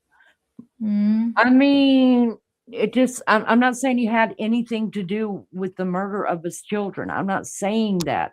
I'm just saying it's just awfully quick and awfully I close. agree. Were When they? someone's happily married, that happens. Yeah. She's still alive. He believes it. Why did he walk away? She hasn't I been given a sentence yet. right. She was just being arraigned, and Yeah. what I mean, do you turn on love and off? Now, I did see. Well, I'm going to show it to you where he finally came out and gave a statement last year. So what I was going to say is in that statement, and I'll just let him talk for himself. Kenneth and Jennifer, so good to see you. Thank you so much for being here. Yes, another sad and very unfortunate story. You are Certainly is, correct. yeah. All right, so let's do the timeline of medications. How about that? How many times she saw a doctor Yeah. leading up to this? Let's look at what she was on and Maybe how we got there. yeah. Can we see everything, Maggie? It's very small to me. I'm just going to make my screen bigger now. Bear with me. Okay, let me take this off. I can't see any of that writing. I can only see the coloured writing. It's all blurred to me. Absolutely blurred. Can you see it better like that? No. It's because you're on your can phone. You not find anything else? I'm not on my phone. There? No, I can see it all, but I can't see the black writing. Okay. It's just blurred. I can send you the picture just to show you. It is kind of blurred because it's like three things. Is there nowhere else you can get it up, Lee? This is the only place that I found it like this where it's easy to understand. I'm just gonna let me just read it. See if you can squish it, you guys. Zoom it up. All right, I'm gonna go over here and read this. I got it off of Facebook, you guys. And this is every time Lindsay Clancy sought professional help. A documented timeline of treatment and intervention efforts before January 24th of 2023. Now, January 24th, 2023 is when the murders happened. So starting back in September 2022, the year, a little over a year prior, she searched for a psychiatrist and scheduled an appointment. In October of 2022, early October, she had initial psychiatric appointment with Dr. Jennifer Tufts. On October 20th, 2022, sorry guys, reported an adverse reaction to Zoloft, meaning something was going on. Maybe she was getting hives or something, but the Zoloft definitely was not doing her any good, and she probably had some kind of reaction to it. November 16th of 2022, she visited South Shore Hospital emergency room. On November 21st, 2022, she was referred to and engaged with South Shore Perinatal Behavior Health. So perinatal, isn't that during pregnancy? So she was already pregnant at this time? Yes, she would have had to have been. Because the very next she was already pregnant. Right, Because so I've this got is something else up. this is November 21st, 2022, and the murders happened on January 24th, 2023. What now, Maggie? If it gets difficult, I've got something on ready, which is the timeline. Okay, let me finish this and then I'll let you pull that one up. Okay. On November 25th, 2022, so she wasn't pregnant yet. It's 9 months of pregnancy. No, she was, because Callahan, I want to call him Callahan. His name was Callan. The baby was 8 months. So she was already pregnant during these visits. November 25, 2022, she was reported, now she's reporting an adverse reaction to Prozac. All right. So now she can't take the Zoloft. So obviously they took her off of that. She can't take the Prozac. So obviously they took her off of that. So when you hear people saying she was on 13 medications, not all at one time, No. but obviously something's going on where I don't know what the reaction she's having to it is, whether it's making her psychotic, whether it's giving her a rash. We don't know, but we'll find out. On November 28th, 3 days later, she reported disassociation and confusion after taking Remeron. So what I don't know, because you know how some medications kind of have the same kind of medications in them, but they have less of something and more of something else. I don't know if Zoloft, Prozac, and Remeron are all in the same type category of antidepressants. Yeah. So let's see, for just a couple of days, she was, or maybe 2 weeks or so, she was on Zoloft, had the reaction. Then I guess they took her off of that, went ahead and put her on Prozac. A month after that first reaction to Zoloft, she's now having a reaction to Prozac. 3 days later, they must have put her on Remeron at that appointment and took her off of Prozac for the adverse reaction. They put her on Remeron, and that caused her to start disassociating and have confusion after taking that. Now, was she on that along with Zoloft and Prozac? I don't know, because it doesn't give that timeline. And on December 4th, 2022, she called the suicide hotline seeking help.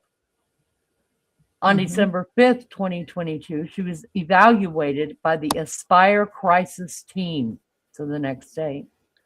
The day after that, December 26th, 2022, a psychiatric appointment with Nurse Jaloada, attended by her husband. She had a psychiatric appointment with a nurse. Listen, if she's calling a crisis team 2 days prior, and then she's assessed by a crisis team the day before, why are they sending a nurse in to attend to her? Yeah. At that point, I would have said, at that point, I think I would have said, I'm pretty sure we need to see an MD at this point. I understand you're a nurse practitioner, but I'm going to need somebody who's had years of training here. I've got insurance, so can I get what I'm paying for? And yeah, I've got a lot of in between them dates as well, Lee. Okay.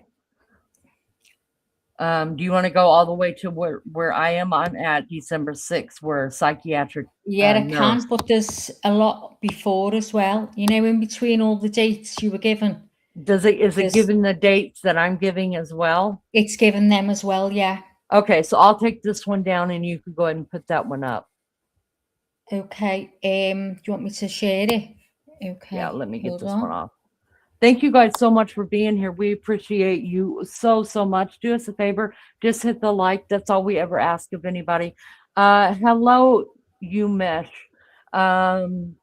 Pink Fiona says, while Maggie is pulling that up, says social services need to provide services for parents that want to walk away, don't want to be parents anymore. It's imperative to take this approach to keep children safe nowadays. That's exactly right. Yeah. Tashi says he would have been born already. Okay, thank you for that. Thank you for that. Kenda says, absolutely, Pink Peony. I totally agree. Great points. Tashi says, disassociation is why my mate was put on Seroquel. So would that already be considered, psychosis? Is disassociation considered psychosis? Because I'm not even really sure. Pink Peony says, Kenneth, social services needs to open their eyes. Well, how many kids are we going to see die before we as our government comes together and quits giving all these other countries money to shoot each other up and take care of our kids? Put more money into the social services programs. Trump, y'all don't get me started. I love me some Daddy Trump, but there's always room for improvement. And I don't see nobody sticking up. Okay, go ahead, Maggie, and I won't be able to help you with this reading because that one I can't read at all. Okay, so Maggie's going to go just start from the beginning, which is fine. Okay. Well, if you hear me repeating what you've said, stop me, Lee. No, go ahead, because this has got a lot more information. So it says, updated Lindsay Clancy's timeline as of the 1st, 29th of 26, including discrepancies. This is a summary of the Lindsay Clancy medication treatment timeline, as best as I can put together from Patrick and Lindsay's lawsuit, who has been released by police and what's been shared in court, etc. In Lindsay's lawsuit, Patrick is quoted as saying, before Lindsay became ill, she was dedicated to being a mum and even over-dedicated, worked twice as hard as most. She rarely took a break to rest. Note, this has important implications because it's hard to spot hypomania in a person whose baseline or norm sounds like this. December 24th, 2017, Cora was born. September 30, 2019, Dawson was born. According to Lindsay's lawsuit, following the birth of her second child, she was elated and had increased energy. P described that she had manic behaviour for multiple days. In October 2020, she had an episode of decluttering to simplify her life, obsessively cleaning and discarding items. She said she felt amazingly on top of things. Her thoughts raced and she constantly felt pressure to be active. It then states 2 months post-birth, she developed anxiety and was offered Zoloft by a psychiatrist, but she declined due to concerns about breastfeeding. Please note the discrepancy in the timeline above. Dawson was born in 2019, but she listed October 2020 as the time period when she had hypomania. I'm just going to scroll. Where am I? 5/26/22, Callum was born. Patrick's lawsuit said Lindsay repeatedly told Patrick how happy she was and how much she loved their new baby. She was enthusiastic and energetic. June 23rd, 2022, this marks 4 weeks postpartum. Per Patrick's lawsuit, Lindsay has no symptoms at this time based on DSM-5's criteria. Lindsay cannot receive a postpartum specifier for any diagnosis if no symptoms are present by this point. However, per Lindsay's lawsuit, she alleges she was actually hypomanic during this period. July 2022, Patrick and Lindsay run a 5K, must be marathon. Mid-August, Patrick returns to work. He returned 12 weeks after Callum's birth. Mid-August, per Lindsay's lawsuit, her mood suddenly switches from hypomania to anxiety and depression. She had debilitating anxiety, insomnia, and sleeping 3 hours per night. No motivation, could not exercise. September 2022, per Patrick's lawsuit, Patrick and Lindsay run another 5K. Discrepancy per Lindsay's lawsuit. She says she's too depressed to exercise at this point. Mid-September, Patrick's lawsuit, Per Patrick's lawsuit, Lindsay begins to experience stress, anxiety, and meets with a psychiatrist, Dr. Tufts. She is diagnosed with chronic GAD and chronic adjustment DO with depression, mood, and prescribed Zoloft. Note, the chronic specifier isn't used in the latest DSM edition, so I wouldn't read too much into that.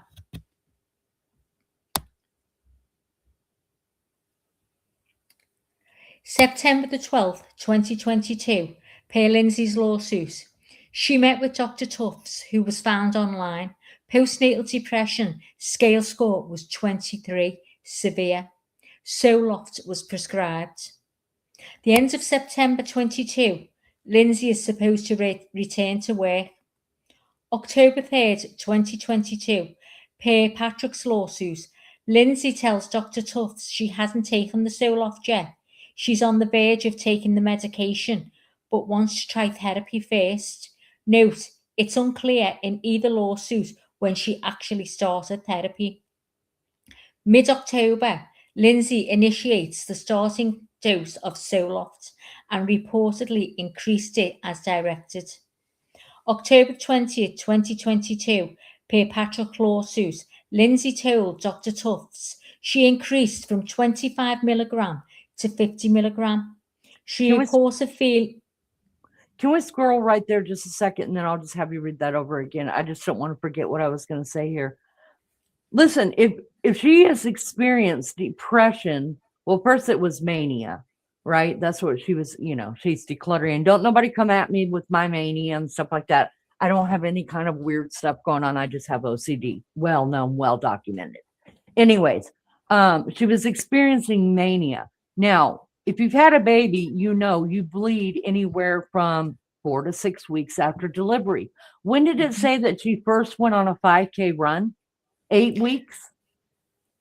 Let me look that up. Remember where I am. Hang on. Because that's what it said. She said she didn't feel like exercising. But that's what it said. Bear in mind, she'd done a 5K run. She did two 5Ks. The first one, I think, was 8 weeks. Let me have a look. Remember October 20, so I know where I am. Right. P&L run a 5K. That was July 22. She mid-August. 8 weeks. Patrick, so 8 weeks. And then she did another one and then she did another one in September. Yeah. So, I mean, I'm not saying that, I felt good after having my kids, as far as physically goes, but I honestly can't tell you that at 2 months, I felt like going and jiggling my insides around, you know what I mean? From running. I just can't imagine, but it also makes me wonder what kind of marriage was this, because we can see by looking at the father, he's obviously fit. You can see by looking at her even after pictures, she's obviously fit. I mean, fitness was part of their routine. So was her husband saying, babe, I'm telling you, you're going to release endorphins and all this, get up, let's go exercise together. Was she putting on a show for him and he just missed the signs? Because maybe he didn't grow up with mental illness. I think if you've been around somebody with mental illness, we're going, don't think I don't see you over there acting like that.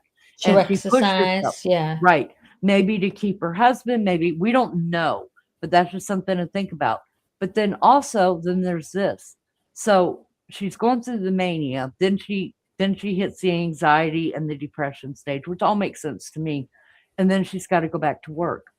Now she's depressed and anxious at home, right? These children and whatever's going on and just the natural effect of things. What is her work? Her work is to go into a nursery and labor and delivery. So does she ever get away from her stressor? If we're going to find out, like we said, during trial, what were those what did she, the diary on her phone that she kept about her children? I'm hoping that we get it, that she puts some kind of understanding in there at some point that we'll be able to read. I can't imagine being stressed out at home and then my job has to do with the same shit I'm doing at home, going right into taking care of more babies. And then I go home and take care of the babies. what did that do to her psyche as well? And it's a very stressful job, isn't it? Yeah, it is. Labor and delivery, I would imagine it is. I mean, it's not always a beautiful baby that's handed to you that's healthy and wonderful. It's a lot of very sad moments in those there's not always a happy outcome. It's very stressful for them.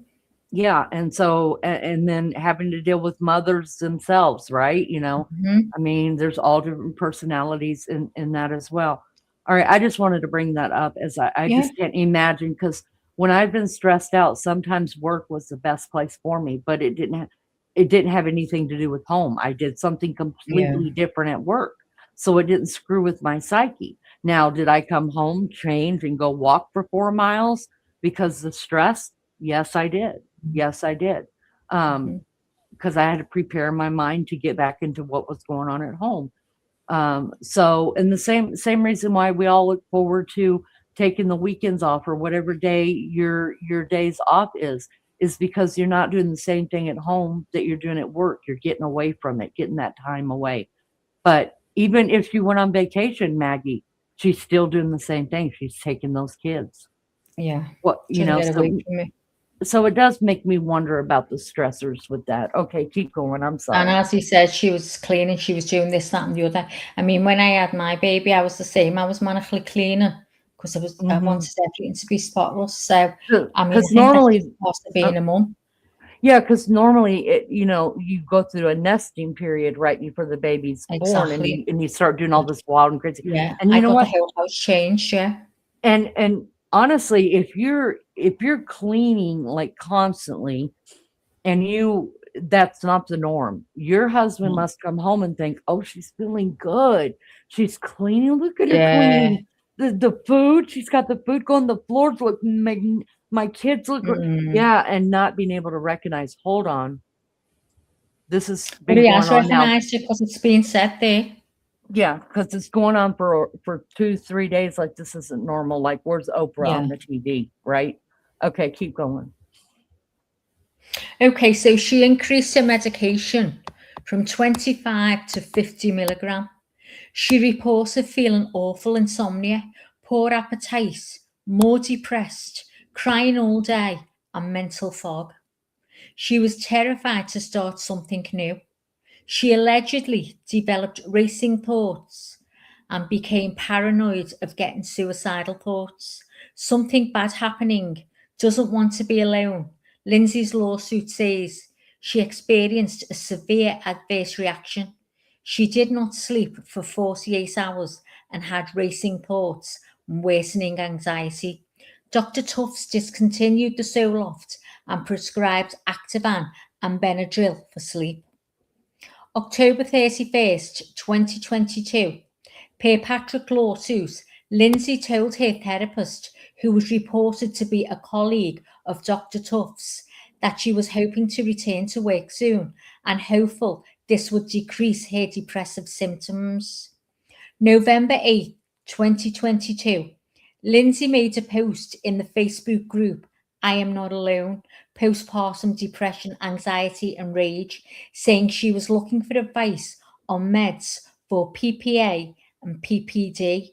She writes, she tried Zoloft for 1 week after her increasing it to 50 milligram. She had extreme insomnia and depression worsened. She says Ativan is the only medication that has worked for her.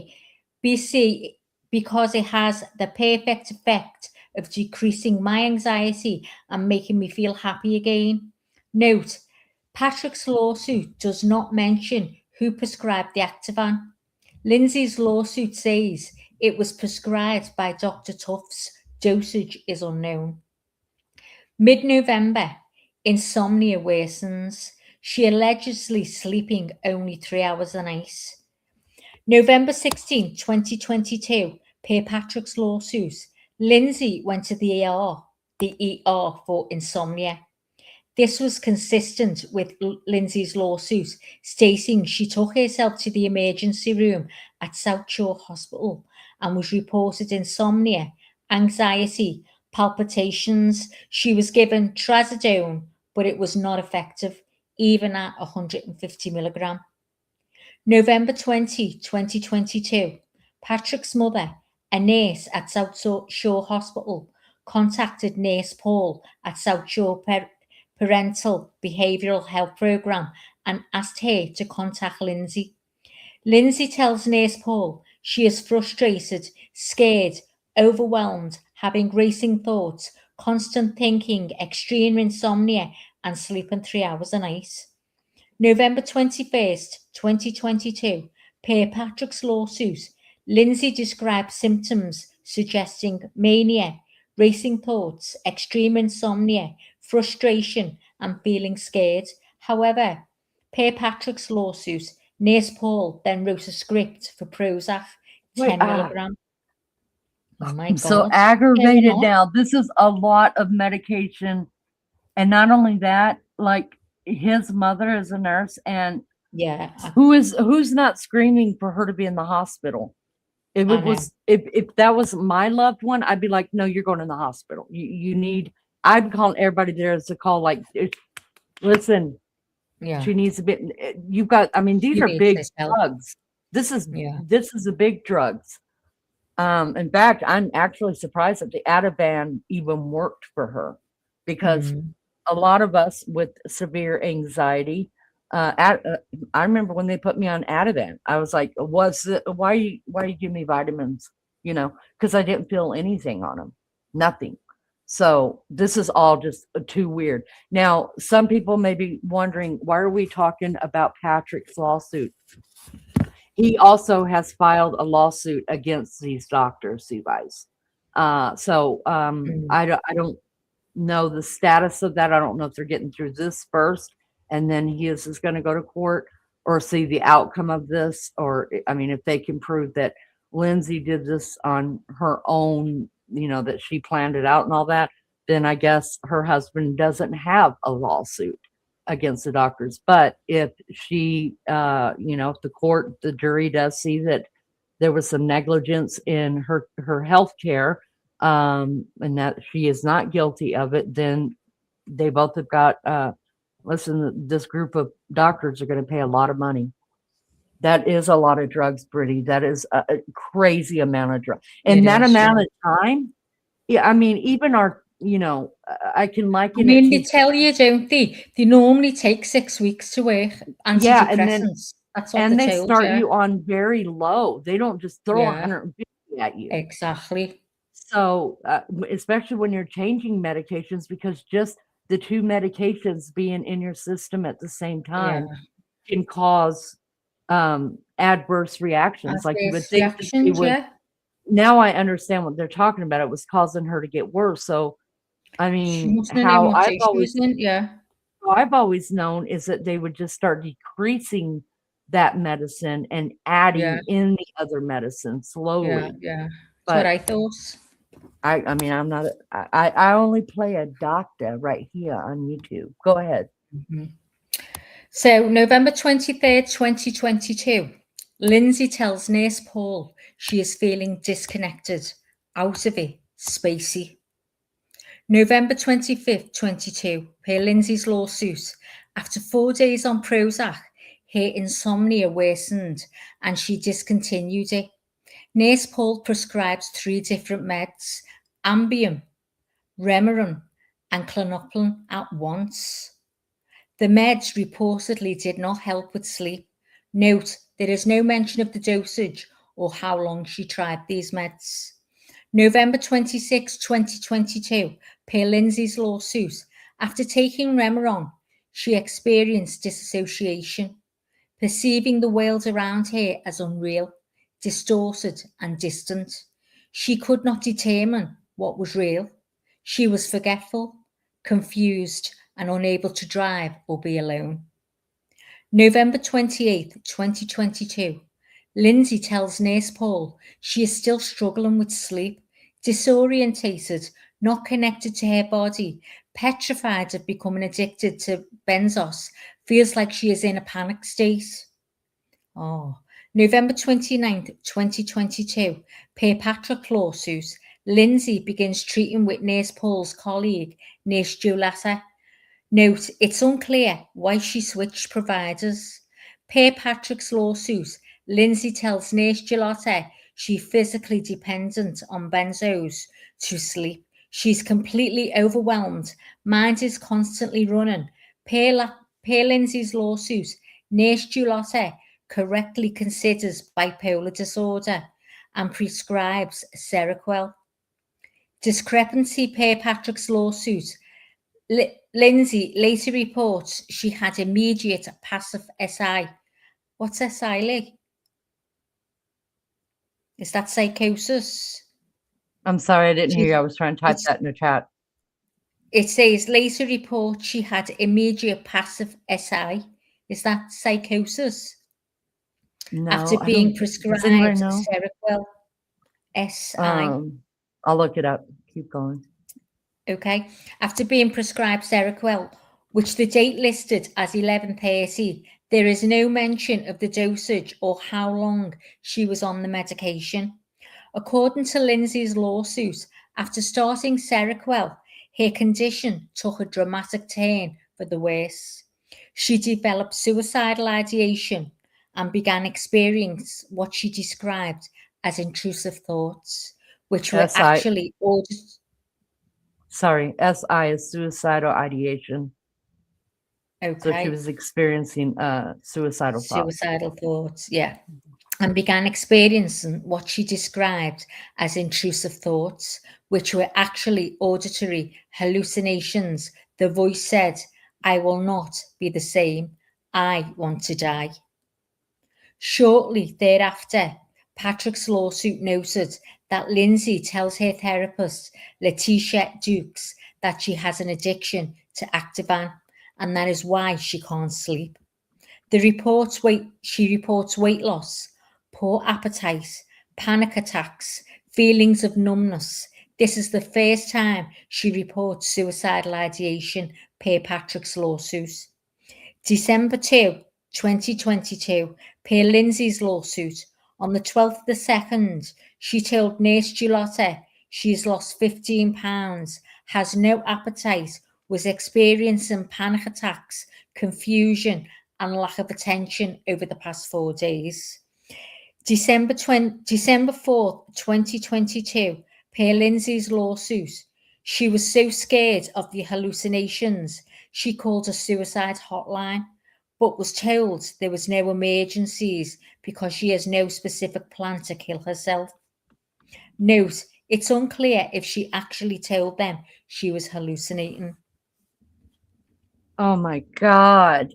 I can't believe how much this girl's suffering. And there's nothing being done apart from changing her medication over and over and over again.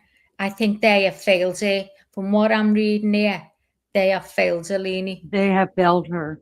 Yeah, definitely. I'm in shock over that suicide hotline. I mean, if anybody calls it, it's obviously an emergency to them. I worked in one, Leni, and we were told 9 out of 10 people don't mention it. You've just got to sit and listen to them. They're obviously suicidal because that's why they're calling. Right. So are the calls being monitored or are they recorded? No, where I worked in Samaritans, they were never allowed to be recorded. Because I mean, all we have is Lindsay's words that she was told it was not an emergency because she had no plan. That doesn't mean she doesn't want to die. You know what I mean? This makes so many levels here are wrong. So many. This is terrible. It's Go awful. ahead, Maggie. December 5th, 2022, per Lindsay's lawsuit, she met virtually with an Aspire crisis support clinician and was told she did not meet criteria for inpatient treatment because she did not have a plan for suicide. Oh my God. Note again, it's unclear if she told them she was actively hallucinating. So she had to be hallucinating in order to be an inpatient. How awful. It's not true here. That's not true. I mean, a doctor could tell you, because as most people that know me on my channel have I'm been in very shock. pretty open about my anxiety and depression. And my doctor said, look, you need to be in a hospital. I've got to get your medicine regulated. We can't do it this way. And blah, blah, blah. He's like, I can't force you because you're not psychotic. But he said, I'm telling you, we can't get nowhere like this. I need to really, and you need some therapy. And so I put myself in the hospital, best damn 10 days vacation I ever had in my life. And when I came out, I was a different person. I was a different person. So why isn't anybody telling her? I can't understand it. I'm shocked. Especially his mom is a nurse. Why isn't Yeah. she telling her son, honey? Because I'm sure he's on the phone. Mom, like, what the hell is wrong with my wife in here? You know? Yeah. And why isn't she or why is when the nurse grandma comes and visits the baby, why isn't she saying we need to get help immediately? I mean, aren't you I don't get it, Maggie. I don't get it. No, I'm sick. I'm sick to my stomach reading it, to be honest. Awful. Absolutely. She's been failed. What I'm reading, she's been failed 100%. Really, I think we're all having those and that's what's good about going over these things, right? Like you know, it's good. So we've got an understanding of it. And then when we get to trial, we'll really be able to hear it. But yeah, I mean, like before this was all read, I was like, oh, homegirl, like you did that on your phone. You timed it out. But she told them, you know, that she didn't want to live anymore. Who knows? Oh. You ready for me to carry on, Lee? Yes, ma'am. December 5th, 22. Per Patrick's lawsuit. Lindsay tells therapist she is experiencing intrusive thoughts of wanting to die. Note, intrusive thoughts are not necessarily the same thing as suicidal ideation. What? Really? What? Can you believe that? Let me read that again. Read that again. Note, intrusive thoughts are not necessarily the same thing as suicidal ideation. That is a joke. I can't believe it. Okay, let me think about this. Has anybody Can in I just chat? read the whole thing? Yeah, go ahead. Per Patrick's lawsuit, Lindsay tells the therapist she is experiencing intrusive thoughts of wanting to die. Note, intrusive thoughts are not necessarily the same thing as suicide ideation. She's intrusive thoughts of wanting to die. Okay. But it's not. Oh my God. Let's break this down a second, because I mean, I'm going to be honest, and I could say there's not too many humans on this earth that hasn't gone through something so bad, and you didn't think you're going to live through it, and you're just like, I just want to die. That's not an intrusive thought. An intrusive thought is something that you're not consciously thinking about. It just comes and it won't go away. It is stopping the life you know. It is hindering you from any happiness or any reality of life. That's what intrusive thoughts are, right? You can't. It's that demon sitting on your shoulder that won't shut the hell up. So when it comes to that kind of a thing, that's completely suicidal ideation to me. And especially since who's reading her records?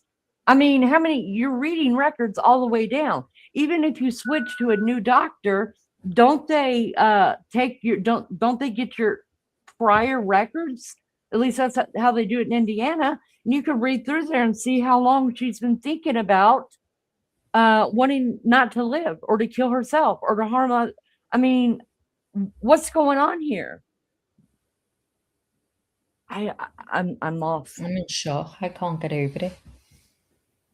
Go ahead, Max. Patrick joins a visit with Nurse Paul and says Lindsay's anxiety has worsened since starting the meds. Discrepancy in Lindsay's lawsuit does not mention this appointment at all. December 6, 2022, per Patrick's lawsuit, Lindsay attended an appointment with Nurse Jolota. Lindsay reports she's still only sleeping 3 hours. feeling overwhelmed, mind constantly running, denies SI, which was what? Anyway, she denied SI, but report how suicidal is that? Denies, but reports feeling something terrible might happen. Nurse Giulotta prescribes Valium. Oh my God. Sorry, I walked away just for a minute. Yes, It's- she's denying any suicidal ideology. So any Right, suicidal okay. thoughts at that time. Note, there is no mention of what dose or whether she took this medication constantly until the taper by Dr. Tufts in January. Per Lindsay's lawsuit, Patrick attended this appointment with Lindsay, and it was Patrick who connected Lindsay's suicidal thoughts to the Seroquel. He told Nurse Giulotta that Lindsay is 10,000 times worse since she's taken that medication. He asked her to get Lindsay off the meds and start from scratch to see what's going on. Nurse Giulotta increased Seroquel to 400 milligram. Oh my God. Hang on, it gets worse. Note, the typical daily dose for bipolar would be 400 to 800. December the 9th, per Patrick's lawsuit, Patrick calls Nurse Giulotta and asks for urgent callback. Nurse Giulotta calls them back, and Lindsay and Patrick report she experiences panic and suicidal ideation. They say Nurse Giulotta advises Lindsay to continue taking the medication. December 13th, Lindsay's lawsuit said on this day she remained deeply depressed, had no motivation, and still had suicidal ideation. She wanted this all to be over. December 15th, 22, Patrick calls Nurse Giulotta's office to report Lindsay had a devastating week and that it was the worst day for Lindsay. She had horrible thoughts all day. It is then stated Lindsay had auditory hallucinations all day, every day. She felt debilitated, not interested in anything, exhausted, and could not get out of bed. All of December, per Patrick's lawsuit, Lindsay has persistent thoughts of suicide, and Lindsay continues to seek help through Nurse Giulotta and her therapist. Discrepancy, he does not mention that additional appointments with Dr. Tufts or Nurse Paul. Lindsay contacts Dr. Tufts, who prescribes Lamictal. Note, there is no mention of the dose or how long she took this medication. Just scroll this up. Per Lindsay's lawsuit, no date noted. Lindsay told Patrick, I have thoughts of harming the kids. She also told her mother about these thoughts because she was in a psychotic state. Lindsay also had paranoid delusions that people could hear her thoughts and that she would be locked in a hospital and have her children taken away. December 20, according to Lindsay's lawsuit, Lindsay's escalating suicidal thoughts prompted a visit to Mass General Hospital ER on the date. On this date, the ER suggested either admission to McLean Hospital or the partial hospitalisation day programme at Women and Infants Hospital in Rhode Island. Discrepancy, there is no mention of this ER visit in Patrick's lawsuit. December 20. Let's Ethel it right there. Go up one and tell me again one more time where what it says right before. I hate when I lose my train of thought, you guys. Right before, because I can't read it. Where she started she called her mom and told her mom that she had, and then she told her husband that she felt like killing herself and harming her children. Okay. Hi, Justice Jane. It was like just above that. Thank you, Justice Jane. Appreciate you, love bug. Okay, so per Lindsay's lawsuit, no date noted. Lindsay told Patrick, I have thoughts of harming the kids. She also told her mother about these thoughts. Because she was in a psychotic state, Lindsay also had paranoid delusions that people could hear her thoughts and that she would be locked in a hospital and have her children taken away. Oh my God. December 20. Do you want to say going. something? No, keep going. I'm just sick. I know. December 20. According to Lindsay's lawsuit, Lindsay's escalating suicidal thoughts prompted a mass visit to Mass General Hospital ER on this date. The ER suggested either admission to McLean Hospital or the partial hospitalisation day programme at Women and Infants Hospital in Rhode Island. Discrepancy: there is no mention of this ER visit in Patrick's lawsuit. December 20. Per Patrick's lawsuit, Lindsay enters a day hospital programme at Women Infants Hospital intended for women with postpartum depression. She reports heart palpitations, severe depression, feelings of numbness, and that life is becoming a disaster. She also says she cannot feel fear, and she's worried she was beyond repair. Note, there is no mention how Lindsay would have stayed in Rhode Island for this outpatient programme had she been accepted to it. Would she have been left there alone? Would Patrick have stayed with her? Just a month prior, on 11/25, she could not drive or be left alone. Oh my God. Good point. Good point. Where was her mom? I mean, did her mom live right? I want to know if her mom lived right there. And was she taking her back and forth to this? Because I do know that she did do the outpatient thing, the daytime thing. But I hope, since it doesn't say what day, they didn't have a date, that she had told Patrick and her mother that she was, she wanted to commit suicide and that she thought of hurting the kids. Hopefully that's the day that somebody took her to the emergency room, because I guarantee you, if they didn't take her to the emergency room that day, she was neglected right there then too. Yeah. And so were her children. All right, I'll be quiet. So, discrepancy in the dates. They say she admitted herself. 12/20 versus 12/21. Per her lawsuit, reported feeling crazy, depressed, numb to all emotions, can't feel love, and that her life was becoming a disaster. That she couldn't feel fear. Go ahead, I'm sorry. That she couldn't feel fear, that she was messed up beyond repair. Note, this is the same score as before, suggesting symptoms had not worsened since September. Oh my God. She was score 7.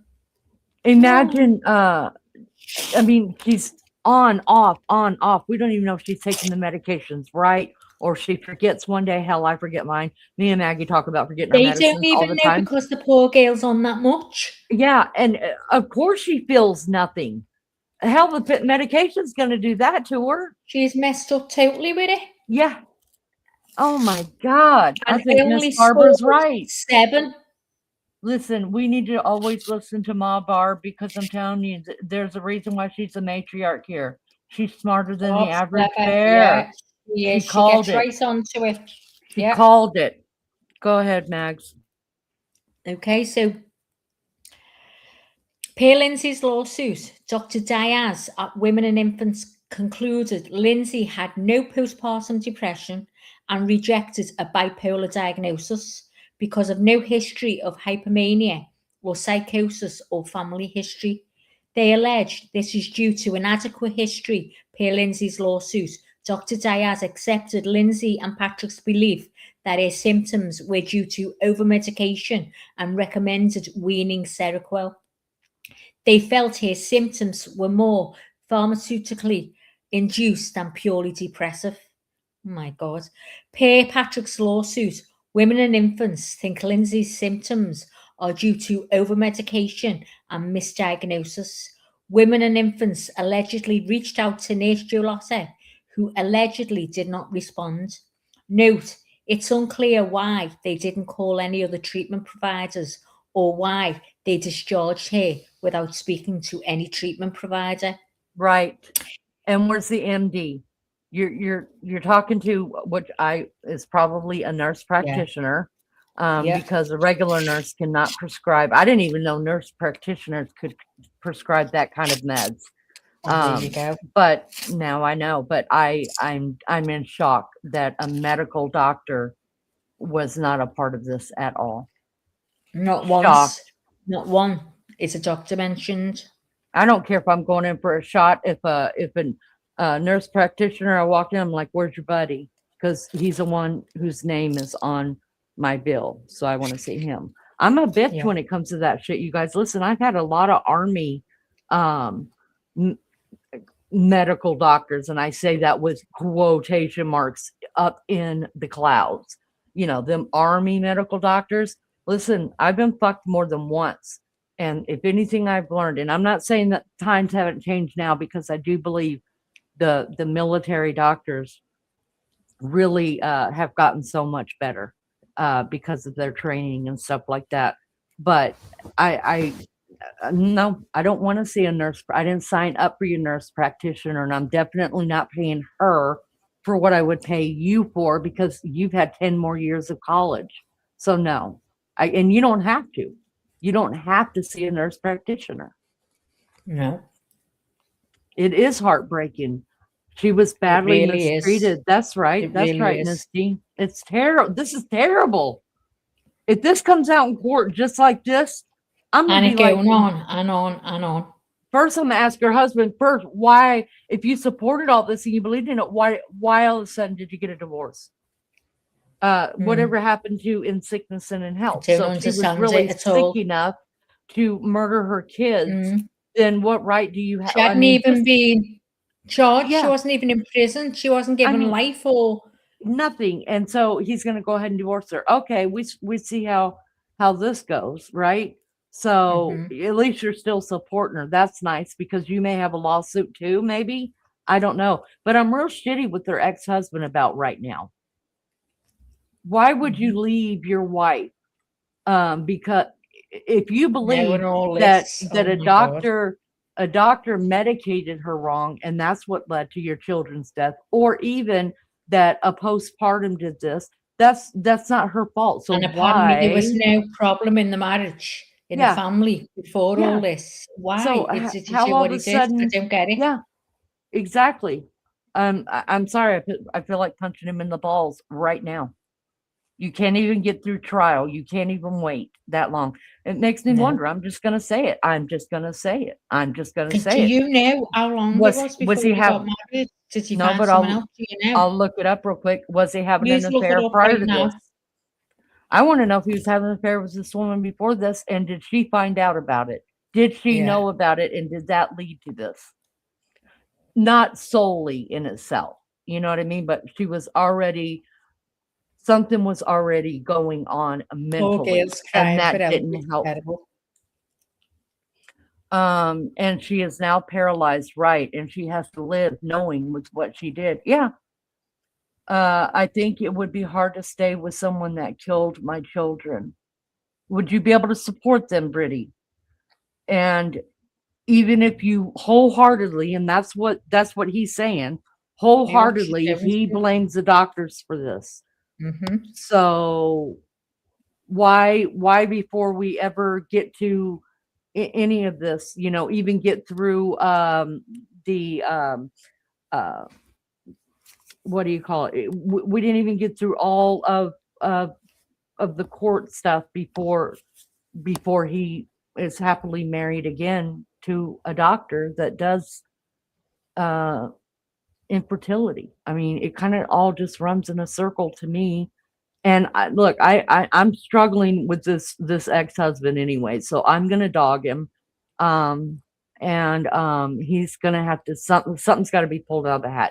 Now, if Lindsay I don't know if Lindsay divorced him, even if that's possible. And if he didn't want to be with her because of the thoughts of what she did, I mean, surely if he, like you say, if he's genuine and thinks, hang on a minute, she has cried for help, she's been in terrible states, you know, there's no way she's known what she's doing. You know, it's how could he look at it as a in a bad way? You know, obviously, I just, you really take it to your heart. She didn't know what she was doing. Mhm. Now, if he just couldn't live with her, he couldn't be with her again, whatever, walk away on your own. Just be And on it- your own, you know. and at least get the, I mean, she's not living with you. She has to stay in the No. hospital. They did not grant any kind of bond for her. How could So he she go and had get to stay. happily married and So yeah, he's just living his life, making all that money with that doctor. It does. I'm telling you, something in the circle is just tightening the circle for me. something's not And what we need listen, today. even if Lindsay had been the one like, look, divorce me, you know, no matter what, I'm either going to stay in a psychiatric hospital the rest of my life or I'm going to prison. No, we have no life together. So, you know, there's that. So go ahead. Listen, I don't even think legally he would be able to obtain a divorce if she's the one that asked for it without being cleared of a doctor, because if she was that mentally unstable, how can he give someone a divorce? You know what I mean? That may Yeah. not be what she wants, Exactly. you know? So something does stink, Missy. Something does. My woman feeling and being a mother feeling and dealing with depression and anxiety is saying homeboy had an affair. I'm going with you on that one right now. That's what I'm saying. Go Shall I ahead, carry Max. on? Let me shut the So hell up. December 29th, per Lindsay's lawsuit, Lindsay's suicidal ideation surged, and Lindsay told her husband, I can't tough it out. I need to go to McLean, which is the hospital. December 30th, per Lindsay's lawsuit, Lindsay went to the MGH emergency room, which suggested admission to McLean Hospital. December 31st, per Lindsay's lawsuit, Lindsay admitted herself to McLean Hospital due to severe depression and suicidal ideation. Admitting symptoms include passive suicidal ideation, feeling detached, hopeless, depressed, no appetite or energy. To perform ADLs, no motivation, no anhedonia, racing thoughts, inability to organize her thoughts, memory problems, anxiety, insomnia. Her insight and judgments were noted to be limited. January 1st, per Lindsay's lawsuit, Lindsay admits herself to McLean due to suicidal ideation. She texts Patrick to say she doesn't belong there. Discrepancy dates of hospital admission: 12/31st versus 1st of the 1st. Not sure why these two consistently report different dates. January 3rd, Lindsay sees the McLean doctor. Hooray, doctor. So Lindsay McLean doctor, no, source again. January 3rd, Lindsay sees the McLean doctor, who reportedly advised Lindsay to stop Seroquel and Benzos and prescribed trazodone for sleep. January 4th, Lindsay reportedly asked to go home for her daughter's birthday because her thoughts had improved since the Seroquel decrease. She was approved from discharge. Oh my God. January 5th, per Patrick's lawsuit, Lindsay is discharged from McLean. Discrepancy again with the dates. Lindsay says discharge was the 1st of the 4th, and Patrick says discharge was 1st of the 5th. Note, no mention is made of discharge plans or recommendations. No mention is made of what medication she is now taking. Date unknown, Dr. Goodhart from McLean reportedly called Lindsay and spoke for 10 minutes, offering names of antidepressants, including amitriptyline, which I've had. January the 6th, 2023, per Patrick's lawsuit, Lindsay sees psychiatrist Dr. Tufts. Diagnosis is updated to chronic major depression order, single episode moderate. Note, this diagnosis of MDD could have been given with the with the specifier of severe with or without psychotic features, but Dr. Tufts went with the moderate. There is no mention of what meds she has taken or any changes made in Patrick's lawsuit. Oops. When am I? Patrick's lawsuit. January 7th, 23. Per Lindsay's lawsuit. She attends daughter's birthday party and smiled but could not converse. She was avoiding talking and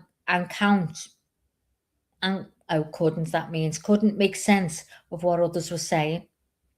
January 9th. Per Lindsay's lawsuit. Lindsay sees Dr. Tufts again. Police records note a prescription. Why is the police? Police records note a prescription for diazepam, 5 mg, was filled on this day.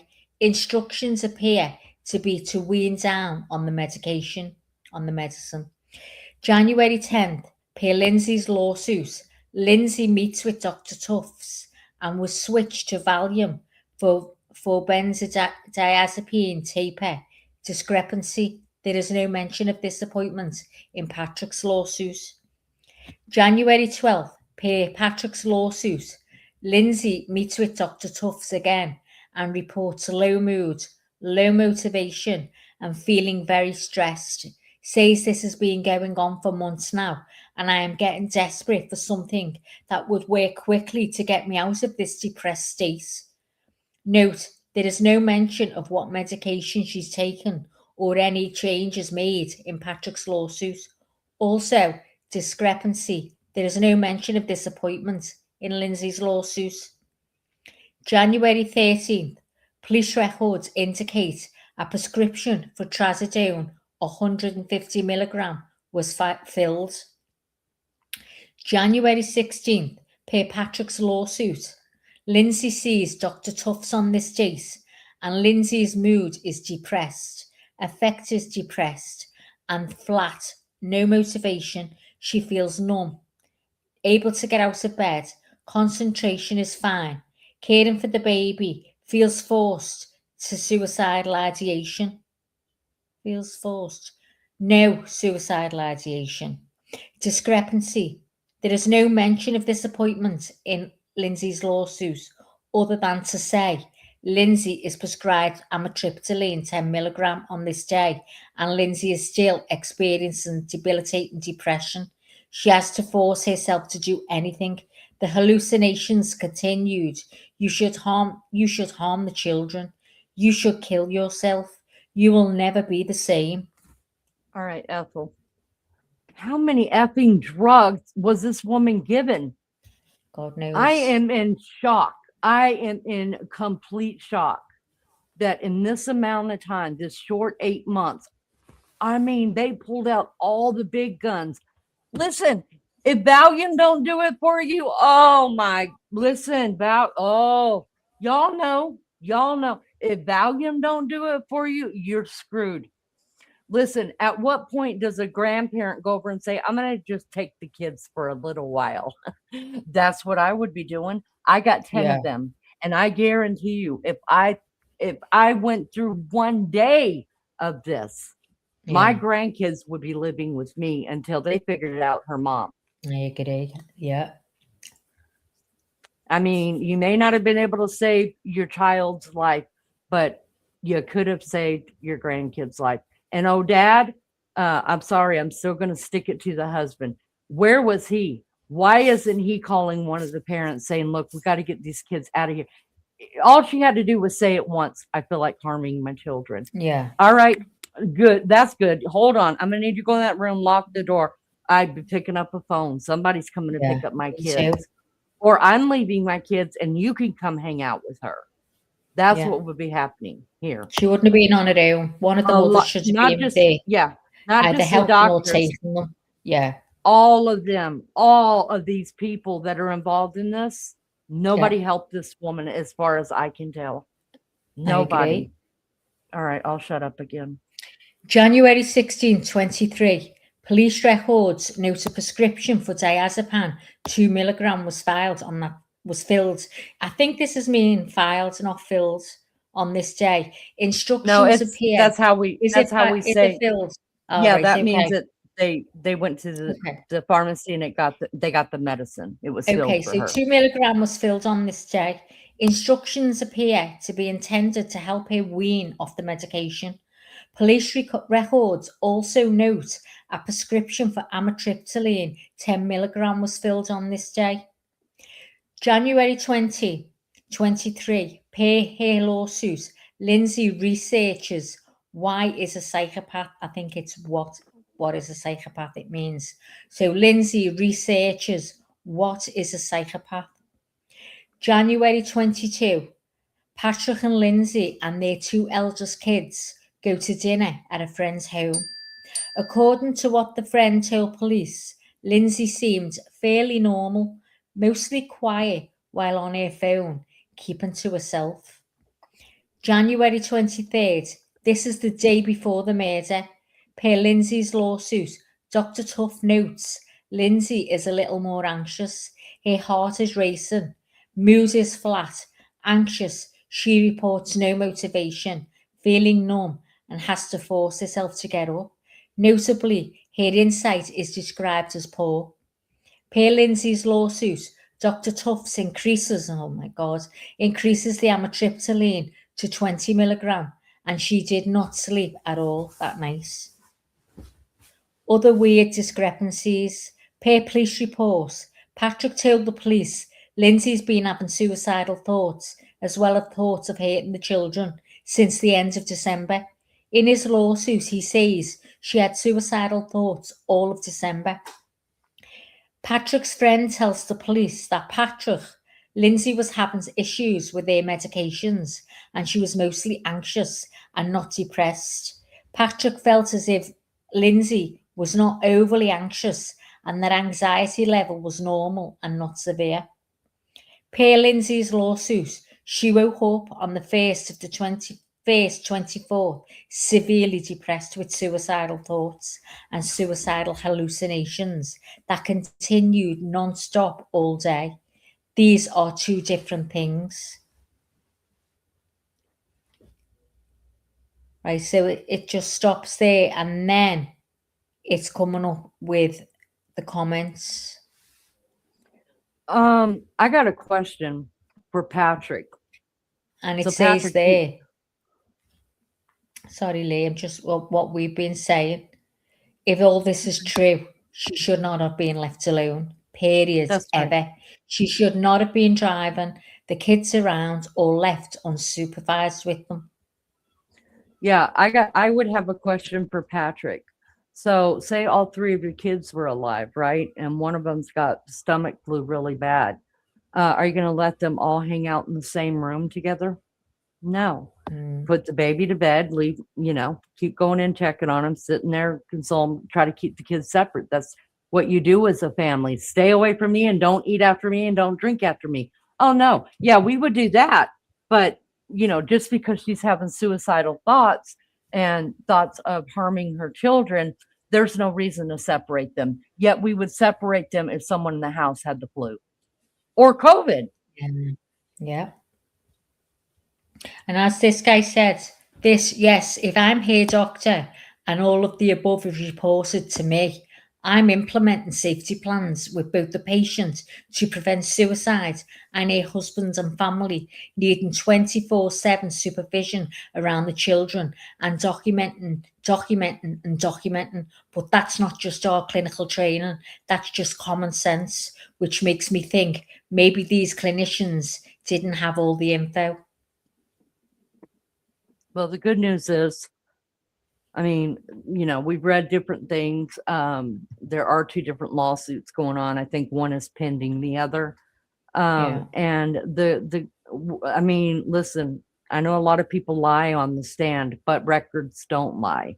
So if they kept the proper records, then this doctor, I hope the defense is going to rake that doctor over the coals because they failed her. They failed her so bad. And I hope they burn old Patrick too. So let me go ahead and say this. So that was the timeline up to from when she was pregnant and when all this had started for her Yeah. in this recent thing. I typed in, does anybody know when Patrick got divorced? You guys, that just came out public. Even though people have said it before and they were like, nah, we can't find any divorce papers. We can't find any new, no divorce papers in the state of New York or Massachusetts. And we can't find any marital records in either state as well. Well, this case, if it's got any kind of a gag order, those records don't have to be public yet because it's a part of this case. If one of the one of the like say the defense doesn't want that out, that they had gotten a divorce, that the husband walked away from her. So that just blew up, you guys, 2 days ago for sure. That he did remarry. He absolutely did remarry. So I want to know when. I want to know long when too, it's but happening. it's not telling us when they had gotten a divorce or and then when. Why, But I he wonder. has But moved it's to New telling the York. child, won't he? Yeah, he has moved to New York and he's living in Manhattan. He's living in Manhattan, y'all. Listen, sweet Patrick. Listen, I'm pissed. I'm pissed off at Patrick. So I'm gonna be facetious. Sweet Patrick is living the high life in Manhattan. So there's that. All right. Let's see. Thank you guys so much for being here, you guys. We appreciate you so much. Let's see. Rudy says, I'm surprised they would fill the prescriptions. That is crazy. Yeah, exactly. Unless they're from different doctors, right? Who knows? And it sounds like both of them. It sounds like pills must have been fighting each other, around the God. pens. Can you Can you imagine? imagine they being on that all them different things? You know, one getting into your system, then they take it off it and put it on another. They've got what's on their hands, every one of them who was doing all this. Oh yeah, I think I think everybody involved in this should have to do some kind of time. Murdered them kids. It's terrible. Tashi said she expressed multiple times to doctors and the husband that she's having thoughts of killing them, and he's telling his mate that he doesn't believe she's depressed. What the fuck? I don't understand that. Don't understand at all, because most of us would just be like, no, you're going to the hospital and calling mom, come get these kids or come get her, whichever one I'm good with. Is he embarrassed or something, do you think, maybe, and he just didn't want to say? I don't know. I don't know. Broody says, if I told my family all this, they would have me 51550. Exactly. Which is involuntarily put in the hospital for up to 3 days. They could hold you and evaluate you. I don't understand why they weren't. It sounds like Patrick, buddy, you know, he was trying to lessen what was going on at home, make it smaller than what it really was. I'm not saying the man wanted his children dead, but he sure didn't want his wife alive. That's my opinion. If this is factual, they failed those kids, not just her. Amen. Tosh says, I want to know if the new doctor's wife would known him and her before this. I would like to know that as well. Now, we do know that when this happened, they were living in Massachusetts, and the doctor lady, I think she was an infertility doctor up in Manhattan, but that doesn't mean that through their work they didn't know each other, right? Because she's a labor and delivery nurse, right? There are a lot of women that have to go through fertility in order to come to where Lindsay Clancy's can help deliver their baby. So yeah, they run in circles. I'm sure that's why I'm like, the circle's getting smaller. I want to know too. We'll find out. It takes a good 6 weeks for an antidepressant to start feeling its full effects. That's right. No doctor is going to be, unless you're breaking out in hives, you know, your throat's starting to close up, that kind of a thing. They're not going to be switching these types of medicines that quick. I agree. It says here he's got a family as well. Oh, he's got kids. See, I can't find that. It says, as the course is away, they divorced. He's remarried. He has a family. Reddington said in course. Well, maybe. Does that mean that she He's had got children kids. before? I don't know, but wouldn't they say that? He has a don't know. family. I want Miss going through the sentence June. to find out what happens. Oh, it's so good to see you, Miss June. I have missed you. Hi, Pretty love. says this makes me so sad. It does me too. It does me too. I've got chill bumps from this.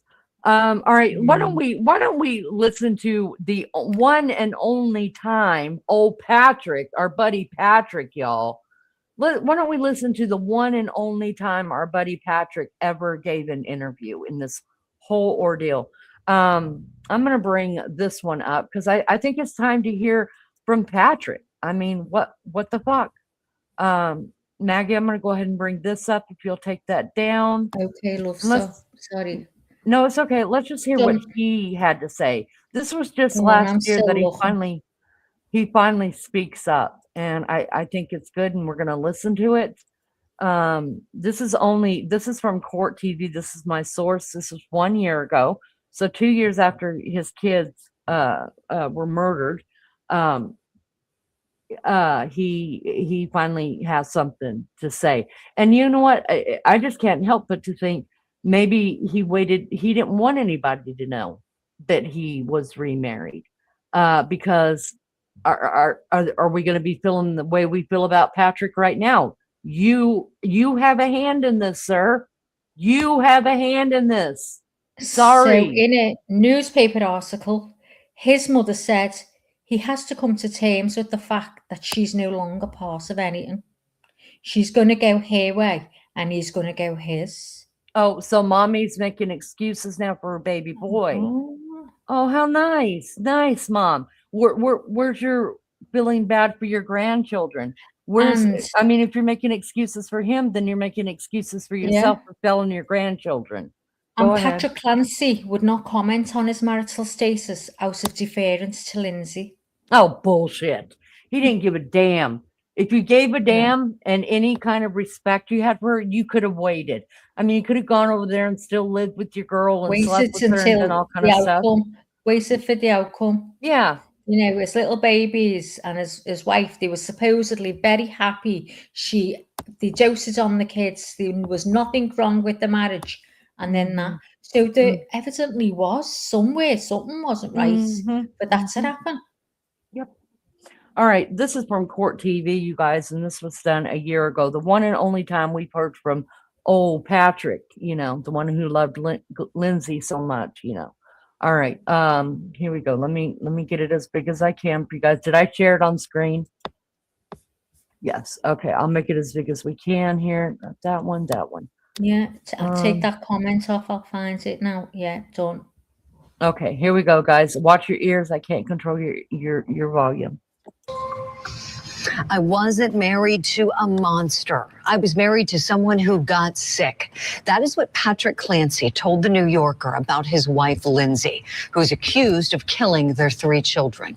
In a sit-down interview with the publication, Lindsay Clancy's husband outlines the months and the days leading up to the killings and his current feelings for his wife. Now, Patrick is saying in part about the killings, quote, "There's no house anymore. There are no kids. All that's left is me and Lindsay. If I could go back in time, I'd have called McLean, which is the psychiatric facility, and said, take her away, lock the door, keep her in there for a year if you have to." He goes on to say that Lindsay misses her kids, which I know sounds crazy to some people, but that is the reality. Now, Lindsay Clancy is currently being held in a psychiatric hospital awaiting her murder trial. So we're asking, will Patrick's statements in that article potentially help save his wife's case? Here to discuss, criminal defense attorney and former prosecutor Franz Borgard, criminal defense attorney and civil rights attorney Casey Early, and trial attorney, former prosecutor Randolph Rice. Good morning to you all. Randolph, let me begin with you, please. What are your thoughts on whether Patrick Clancy can help affect Lindsay Clancy's case in any way?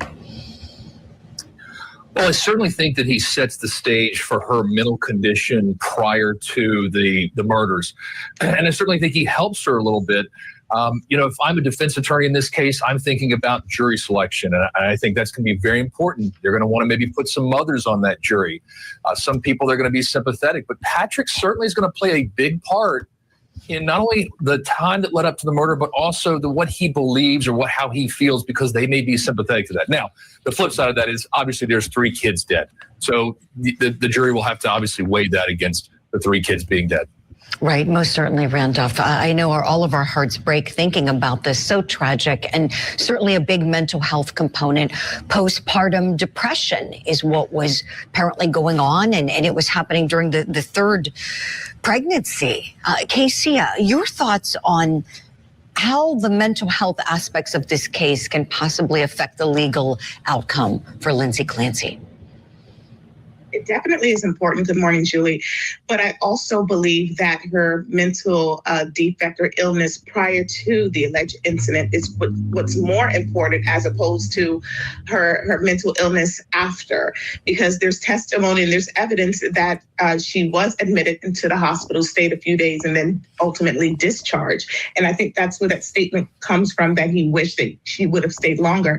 But I would actually would love to have mothers who actually is willing to discuss postpartum depression. Oftentimes, no one is willing to talk about it. It's frowned upon because of cases like this. And I think that, it's not unusual for a husband, spouse to forgive a loved one because that's all he has left. This will be a difficult case, but his testimony will definitely be beneficial for the defense. Casey, thank you for that, in particular for the points on postpartum depression. You're right. It's a topic that's tough to talk about for some reason, and we need to do more of that. So appreciate that. Franz, last but certainly not least, I want to ask you, how do you foresee this case playing out? It's in the court system. We know there's a large mental health component. We know we also have 3 homicides. How do you think the end result may be here? So one of the things that we're going to see as this develops is we're going to see some dueling expert witnesses. Both sides will have experts that get to mentally evaluate her. And I think it's important to know that in most states, even if you're found not guilty by reason of some kind of insanity, albeit a temporary insanity, it's not necessarily a get out of jail free card. Many states have mechanisms in place to secure mental health treatment and safety to both the accused and to society, if in fact she's acquitted based on that. So it's not a get out of jail free card, so to speak. Now, what it may be is it may be a light at the end of the tunnel if she's acquitted based on a sanity component or issue. Does she become stabilized at some point to where she may have a chance at freedom?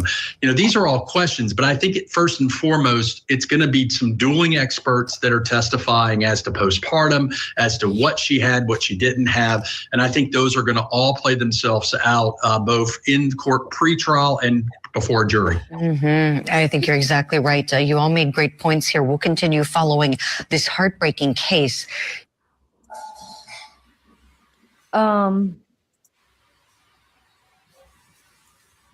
Listen, I couldn't. Okay, June, it's good seeing you. She probably was doing this all along and stayed at home with the kids. It's tough being a full-time parent, one parent going to work, and you're staying home all this time. It's lots, but no excuse to do that. Yes. Listen, I'm getting madder and madder when it comes to Patrick. That's all I'm going to say. Because I just looked up to see if we could see their graves, and the kids' graves are in a private place. They won't be able to be kept private for long, you guys, after this trial. But just because people know, right, and it gets put out there, and then it gets put on Find a Grave, and I can pull them up. So, and they already know what town they're in. So many people probably already know where they're buried. They had a private funeral. And Patrick wrote the eulogy. How nice. But I'm getting more pissed by the moment here. I mean, he couldn't even see the deaths through of his own children before he went to go live a happy life. This is in the Daily Mail.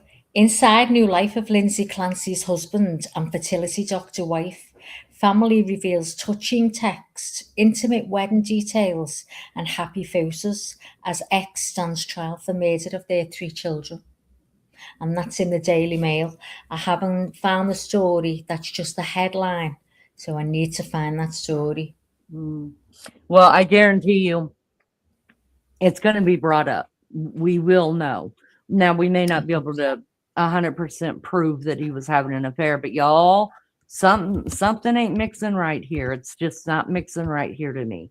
Like I said, I don't think he wanted his children dead, but I don't think he minded his wife killing. There's just too much neglect going on all the way around. And then mommy stepping out for him saying, well, my son has to move on with his life. She's going her way.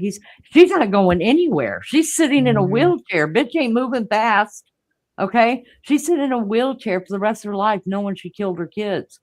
So listen, if you didn't love your wife that much, to stick with her through sickness and in health, and you're the one that says it's sickness, that killed your kids. I just think he's a fucking punk, and I can't stand him. I'm pissed at him. I really am. In fact, I think I'm holding him more accountable. What's the date? Tell me what you got. Okay, let's read it right from the top. The math. So, Patrick Clancy has remarried Dr. Rachel Danis, a 37-year-old fertility specialist and reproductive embryologist following the divorce from Lindsay. Relocation: Patrick moved from Massachusetts to a midtown Manhattan high-rise in New York City in May 2023, 4 months after the tragic deaths of his 3 children. 4 months. Hold up. Listen. Oh, you've got to listen. Y'all. Go ahead, Maggie. So he's been carrying on with it. Something's been going on since then, because Patrick and Rachel got married in April this year in an intimate ceremony at the historic Ladies Pavilion overlooking the lake in Central Park, followed by a celebration at Sarah Bath's. Relatives and friends shared with the Daily Mail that Patrick has rebuilt his life through faith, long-distance running, charity work, and Rachel's support.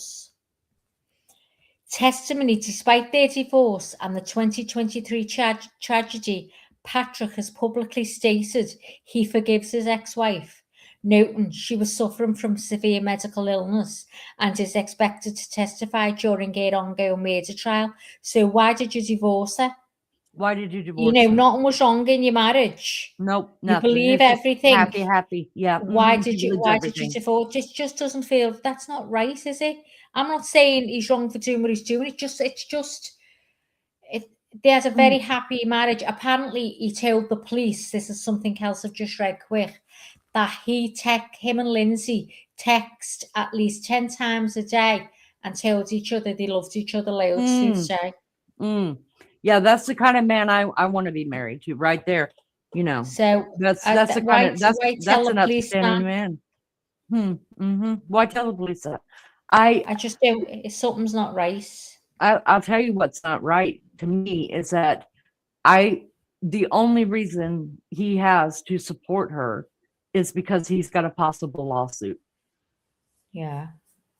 If he goes against her, then he's accusing her alone of killing his kids. If he stays with her story and with the story, nope, she was over-medicated, the doctors are neglectful here, he has got his own lawsuit. Here's what else is funny. When Patrick gave that interview to the New York Times, the only interview he ever gave, he said Lindsay misses her kids. Now, if your kids were dead, wouldn't you claim them even more? Wouldn't you be like, our kids or my kids? Lindsay misses my kids. I mean, when you lose something, it becomes yours even more, especially in death. My mom, like I'll be talking to my sister and I'm like, it's my mom this, my mom that. She became even more mine when she left me. You know what I mean? So I will never understand that she misses her kids. No matter how strange that sounds, it's reality. Fuck you and your reality. You don't. I'm sorry. I'm calling punk. I'm calling. How far is Massachusetts from where they lived? I just want to know why I went there and how far it is. Girl, you act like I know GA. I think you do. America I think genealogy. America's tiny, and you can tell Let's me. see, Massachusetts. Where did anyone they say know? they were? What did they say they were in Massachusetts? But let's just do Boston. Boston to Manhattan. Let's find out where they lived. By drive, it is 3 hours and 34 minutes. Oh, goody. He can still go back and see his kids' grades afterwards. How nice. That's so nice. I Fuck you, couldn't Patrick. bury my kids there that quick, 4 months after, and then move away. It's I feel 212 like I was miles. leaving Leaving them your behind. kids. Yeah. Yeah, I Now, couldn't bear you know, it. I understand there are people that, you know, they can't, they Of course. especially Well, kids that have been killed or a loved one that's been killed. You just can't stand to stay in that area anymore. You've got to leave, because that's the kind of association I have with things. Like if something goes bad in a certain place, I have disassociation with it. So I Yeah. can't let myself go back. You know what I mean? Because something bad happened there. So I understand that kind of disassociative stuff when it comes to being, you know, having some trauma. But I'm sorry, there's no way I would have left my children until this was said and done. And I don't care if it took 10 years. I would have told my doctor girlfriend up there, like, hey, we're just gonna, you know, we're just gonna meet in the middle and take us about 2 hours each. We'll meet in the middle at a nice hotel, you know, 3 times a week or every day. I don't care. But I would have seen this through with my kids. And I know not everybody's like that. Some people, for their own mental health, have got to go. But I think this has a lot more to do with being a selfish prick Okay. than anything else. He was with her anyway. It says there wasn't any reports of them being romantically together, but they were publicly together and sharing a passion for fitness by early 24. Oh my God. Early 24, and the kids Yeah. died in early The end 23. of February 2024, photos emerged showing the couple hiking, running, February and working out together. 2024, the So let's kids see. died. Didn't they die December's? No. Was They it near died. the end of the year, wasn't it? It was Hang on, the that I end was of the reading year. there. Let me go back to the timeline. Hang on, I've got it here. Right, let me go to the very beginning. So, the ends, I mean. Bye, Tosh. Love January you, 6th. sister. See you, Have a good day Tosh. at work. So the I last thought Miss timeline June was leaving. January 23, 2025. Hang on. 2025. And what did that say there? Let me get that back up. He was seen with her in February 2024. So, something being going on then, hadn't it? Hold on, I'm trying to find the exact. It was the 24th of something that the kids. I've got it on my phone. Hold on. What is it you're looking for? Because I've got the dates I'm up looking here. for the date that the kids died. The 24th. Well, the day before the murder, 24th of January 2025. Okay. So what I'm saying is, no, it wasn't. Okay. Wait. What day was the kids killed? 24th. It says here January 23rd. This is the day before the murder. All right. Yeah, they were killed on the 24th of January. In what year? 25. No, it happened. No, that was just last year. It happened in 23. 2023. Must have it wrong then. Because it's got 25 there, yeah. So it must be 23. Saying 25 there. The day before the 2023. Okay, and then what did you say? In May they were seen? No, May he moved, February. Right? Yeah, February. So it says, yeah, it says, hang on. Show they were publicly together and sharing a passion for fitness early 24. Then it says, In May, Patrick relocated to Manhattan just 4 months after the family tragedy. February 24th. So how many months is that? February 24th. After what? January, February, March, April, May. April, May. Hang on. No. January. So it's only it's the following year, isn't it? January. So Bousers came out then. They were together hiking and running and working out together. So they were obviously in a relationship. November 25, the couple were photographed posing together at the New York City Marathon. And then they got married in April, the couple officially in a Central Park ceremony. So January 23, and then he was early in February 24th. Wow. So he leaves February 24th. That's when he's seen with her. They were running and so he moved in May. The kids were murdered January 24, 2023. In May 23, just 4 months after, he moved to Manhattan. And no, then, May 24. Because if we moved to May 23, that was before the kids were dead. This is what it's saying here, May 2023. 4 months after. Oh, January. Okay, yeah. So May. Okay, got it. Yeah. And then, so that was 23 in May. So the coming February, that's when all the photos come out of them being together and working out together. So and February of 2025 or 2024? 24. Oh my God. The following year wasn't even a year.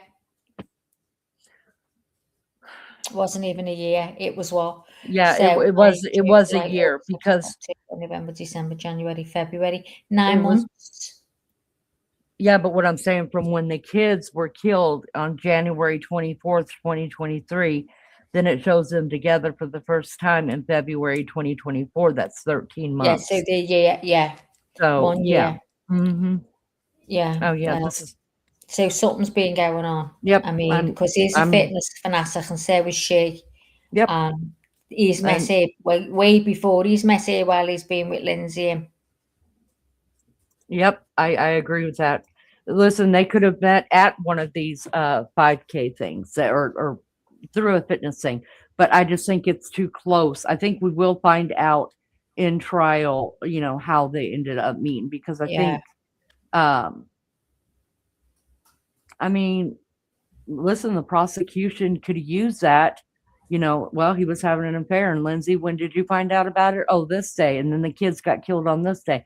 Okay. You know what I mean? I could see the prosecution like throwing that in there that adds more stress to her and led to this, I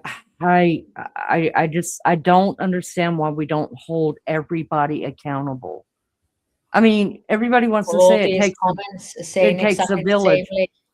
I don't necessarily think it takes a village. I was living in Germany 2 times by myself with a military man and 3 kids, and no village helped me.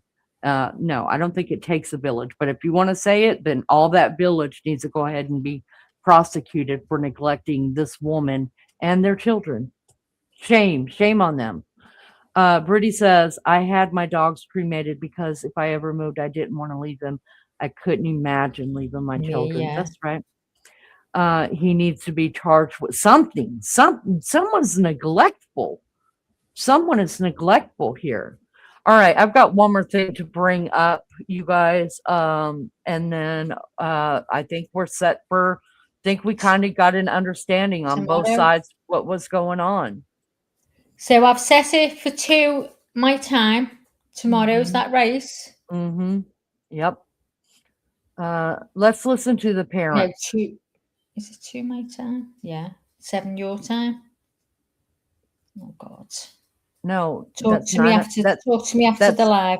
That's 9 o'clock my time. That's right. You're right. You're right. I'm a race. And if it goes a little bit earlier, I'll check and make sure it doesn't run at 8, but I don't think it ring does. Me. then I'll be on and I'll ring Mags. All right, so let's go ahead and watch. This is the last thing I brought up. I wanted you guys to see her lawyer, because he's the one that brings up her parents. And I'm sorry, parents, you suck. On both sides, both of you sucks. Everybody sucks in the whole situation to me. As far as I know right now, it all sucks. Hi, Stiggy. Stiggy says hi to you, Leanie, and just wanted to say, Maggie, that I'm always thinking about her. God bless you all. Thank you so much for coming in. Thank you. It's Thanks, good to see you too, Nice Janet. to see you. We Take care, appreciate you. chicken. Brittany says, I think my mind has been changed. Thank you for all the info. I think we needed it, right? That way we can, because I think I got an understanding of the way both sides are thinking now. And right now, I'm Team Lindsay. Right now, I want to go Me too. Patrick's ass. That's what I want to do. I want to start with him and then the grandparents. All right, let's listen to her parents and what her lawyer says. We appreciate him bringing the parents on. Yeah. And remember, these are Lindsay's parents. Why? I would like to have Mom come right over here with me and Dad. This is Lindsay's mom and dad. We're here today to support her. Yeah, we are. So, where do we stand, Ken? In the scope of things. From the Superior Court. We got a trial coming up, and how close are we to be ready? July. It's going to go in July. Yep. So we put off 3 or 4 times, right? Yeah, you know me, but I mean, if I say we're going to go, it's going to go. Why do you want? Why is there an effort to bifurcate it? Only because it makes sense if you think about it. You have the facts of the case, and respectfully to the DA, they want to just beat the drum on the facts of the case, all of these cases, to focus on the facts of the alleged crime or the crime, as opposed to what I feel is most important, which is the state of mind of the person, and you get into all of that testimony from the doctors and the testing. So you have the first part of the trial, the allegations and the evidence on the alleged crime. Then you have the rest of the trial would be on the issue of whether or not there's a lack of criminal responsibility. This is the first time Lindsay's been here in person. Yeah. Why now? And it seems like she's going to be here Because I'm very protective of her, and I don't want her to be stressed. And I know it's a very emotionally draining thing, and she's nervous and scared. And I want her to gradually acclimate so that she knows. And it went off perfectly. I mean, the court officers, the Tewksbury people, the sheriff's department, fantastic. I mean, everybody worked together. It really worked out well. How's she doing? Not that good. But it's been a while, and she's reached the position that she's, I think, going to be in. How important will the state's testing of your client be, Kevin, you think, to the scope of the case? Probably not that important when I get finished with them. Oh. Is that why you're videotaping it? Yeah. You just want to see exactly how it's done? Yeah. I mean, I have my doctors, they have their doctors, and then it's up to a jury to decide credibility. That's the crux of this case. Yes, that's why we want the bifurcation. Yeah. Why, when you say she's not doing that good, why? Why? Yeah. Because she's living with her life, with sex. You were somewhat critical of the sheriff's office in the lead up to Lindsay being brought here in person. Sort of what changed your mind today? When I saw the effort that they were putting into, really, trying to do a good job, do the right thing, and they were very, very attentive and helpful to her. Yeah.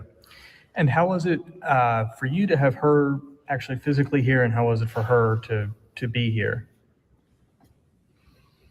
For me, I'm fine with it because I want her. Anytime I have a case, I want the client to be immersed in the case and know what's going on. And I want to have them have the support of family, private investigator Bob Jones, Dr. Zeisel, and our team, if you will, all are here to help her. But for her to be here, I think is very helpful as opposed to Zoom. I don't like Zoom. Kevin, does the prosecution have the? What's that? There's all discussion about ambulance versus. Yes, the Tewksbury and working together with transportation, determined that she did not have a need for an ambulance. So it was a van, and it worked out very well. Kevin, does the prosecution have the option of withholding the results of their expert No. exam? They have to Oh, no, present they it. have to. Yeah, it comes under, the whole process comes under a case of Cromwell versus Blaisdell, Blaisdell, and it says when the defense raises the defense of lack of criminal responsibility, meaning the defense has to have an evaluation. You have an expert or experts that would give their opinion, but if you have an expert that has an opinion predicated to some degree and based on statements of the defendant, then the government has a right to have them independently, quote unquote, examined. And that's what they do. So then the government picks their doctors. Those doctors interview her. I've had cases where they've decided that the person is suffering from a disease or defect and is not criminally responsible. You never know. Hope springs eternal. Would you want your doctor to say a few words, or are you going to hold off on it? I think we'll hold off now. He talks too much. Can we ask Mom, can you just ask Mom to say something about her daughter? Sure, go right Tell us ahead. who your She's daughter is. very well spoken. Come on, you're going to be fine. She's a loving mother. She always has been. I can't say anymore. How hard has this been for your family? Excuse me? How hard has this been for your family? How hard do you think? Just imagine. They have literally for 3 years been staying in a hotel it was pretty much every day, right? Yeah, pretty much. You know, they're humble people from Connecticut, and they raise a nice family, and they have literally been in that hospital every single day for 3 years. How do you think it's going to impact Lindsay to have to relive what happened at trial? She doesn't know. Can't say. Can't say. Dad, can we ask you the same thing? Just tell us about your daughter. We love our daughter very much, and we're here just to support her any way we possibly can. That's it. Your name is Paul, is it? Mike. I'm sorry, Mike. And last name? Musgrove, yeah. And your wife? Paula. Thank you. Yeah. That's what it's all. Thank you. Yeah, there you go.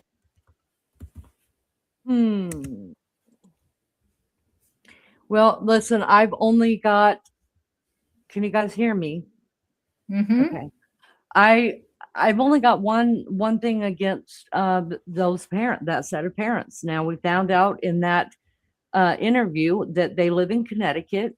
Obviously, Lindsay and Big Daddy asshole Patrick, they lived in Massachusetts. I've got an even bigger problem with the fact that they said that since the kids died, they have lived in a hotel for the last 3 years. Well, that tells me that one of you or both of you could have come and got these kids and let her get the help she needed for 3 years, because 3 years is still going to happen, right? Whether the kids died or not.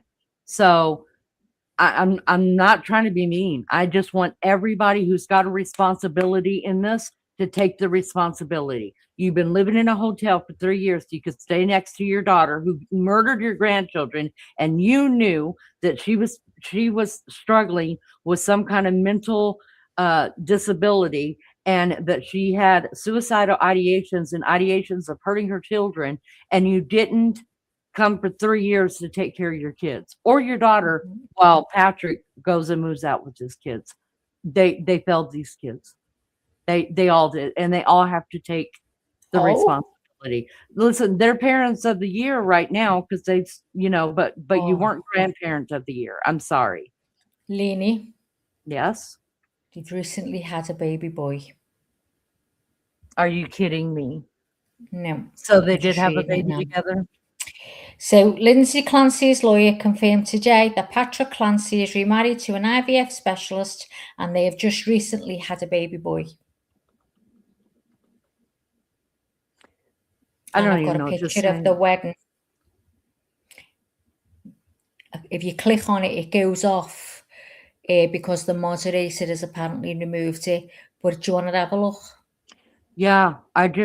I can't get over I don't know it. what to It's say about brilliant. that. You didn't even finish Feel a bit with sick. with your babies who are dead. At least get through trial. Get through trial. Let them rest. Let their names not have to be mentioned in a negative way ever again. And then go live your life. I mean, I'm so sad for those. I'm even more sad for the children now because they could have been saved. And that happens, and that's with most murders, right? Isn't that the truth with most murders? Something could have been done in hindsight, but that doesn't even take hindsight. As a grandparent, look, my kids can do whatever the hell they want to do. They're grown, but you're not going to mess with my babies. Those are my babies too. I just didn't give birth to them, but they're my blood. And I'm telling you what, you two go figure your shit out. And I'm taking my babies home. You're welcome to come and visit, have dinner with us at the dinner table. But the children are staying with me. Or I'll move into your house. You guys go move into my house and you guys figure it out. I don't care how we do it, but you're not going to be around these children until this is all figured out. I mean, I'm sorry. Everybody needs to take responsibility. Oh, I'm so pissed. I'm so pissed. Can you see that, Lee? I can see a bunch of them. Yeah, it won't let when you Oh, click on. yeah. Okay, I Can can you see where your cursor is. Yes. Uh-huh. I'm trying to open them, but it's So saying removed that's- by the moderator. Right, That's okay. So is this that is him now? Patrick Clancy and new wife. Oh, how nice. She's even wearing white. let me turn the sound off.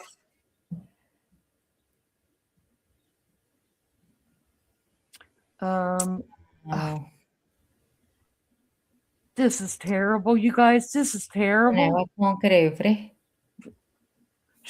I mean, listen, if this is the way it goes down in court, you guys, this poor woman. This poor woman. Oh, those poor kids, this poor woman, and this doofus ass is going to go live a happy life with his new wife in Manhattan and their kid. Fuck off. This case is going to piss me off. We're going to be having our nervous fucking breakdown through this. Why is that on now? Oh, can't get over it. So there they are. There. And then here she is. That's it. We can't say anything, honey. Her But hair's longer now. She looks a bit like Lindsay, I think. Everybody is now. I had heard that a couple months back, where people were saying he's remarried, and everybody was like, "No, we can't see anything on except for what you're. We can't. There, that picture there. I don't even see your cursor. Can you see the picture I'm showing? Can't see your cursor. You're showing all of the pictures before you hit. Oh, it's still on. Hang on, I'm on the wrong one. But can you see now? She does, and that's now what look. that. Yeah, they do look alike. Doctor there. Yeah, That's yeah. it. Beautiful Oh teeth. God.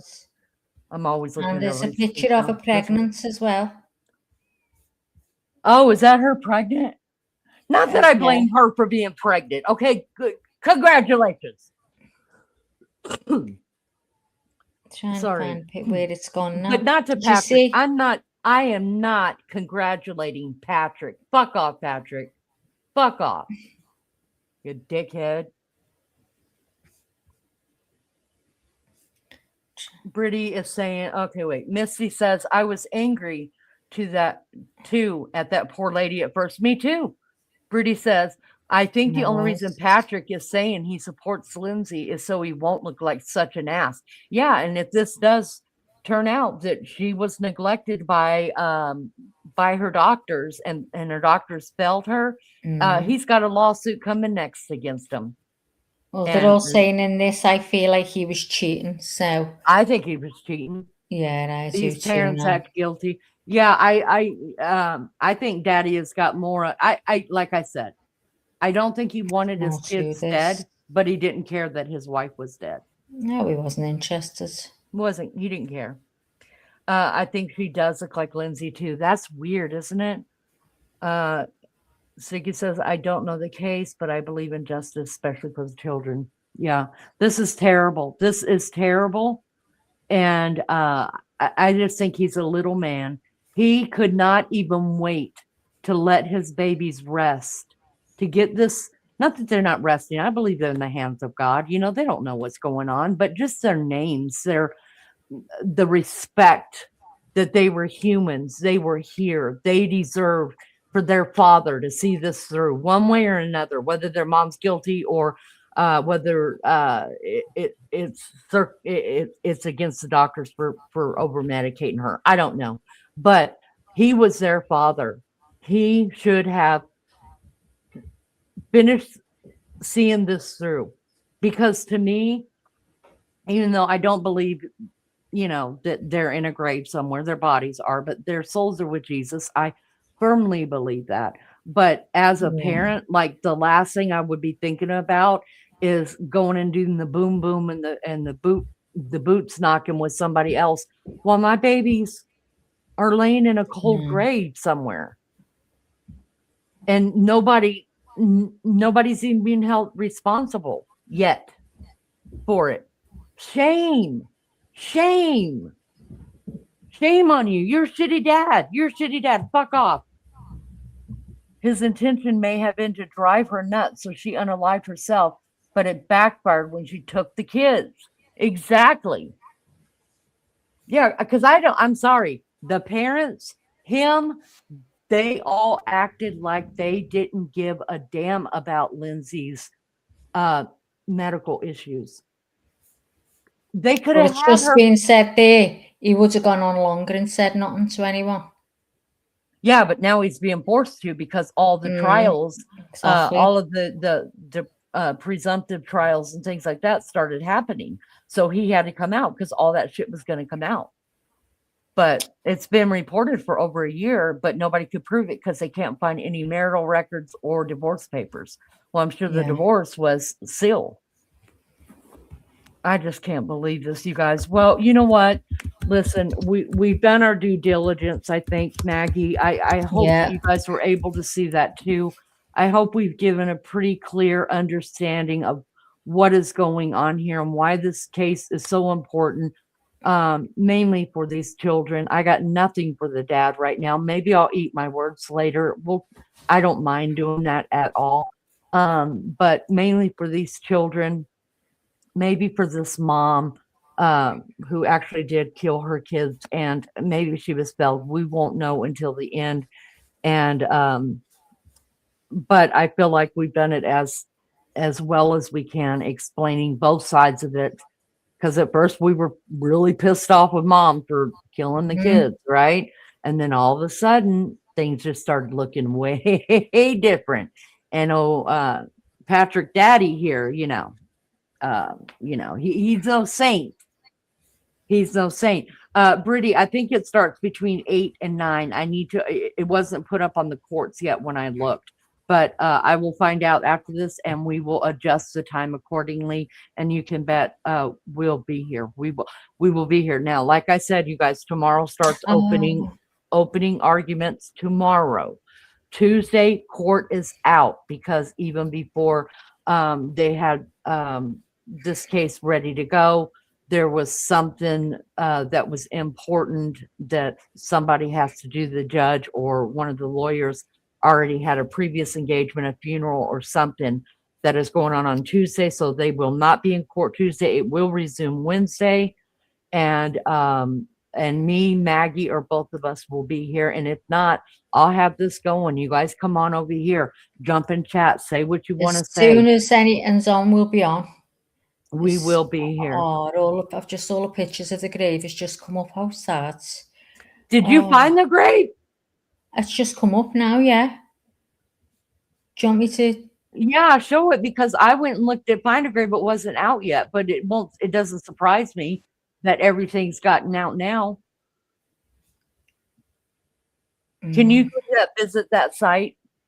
Hang on, is that the grave? Is it the grave, or is it just people putting flowers? Child killings. Oh, that's probably, because the house is in the background, Maggie. Yeah. Yeah, but that's okay. That's okay. So you can see the house in the background. I thought that just come up. I wasn't even searching for it. I was just searching for them. I think it's the.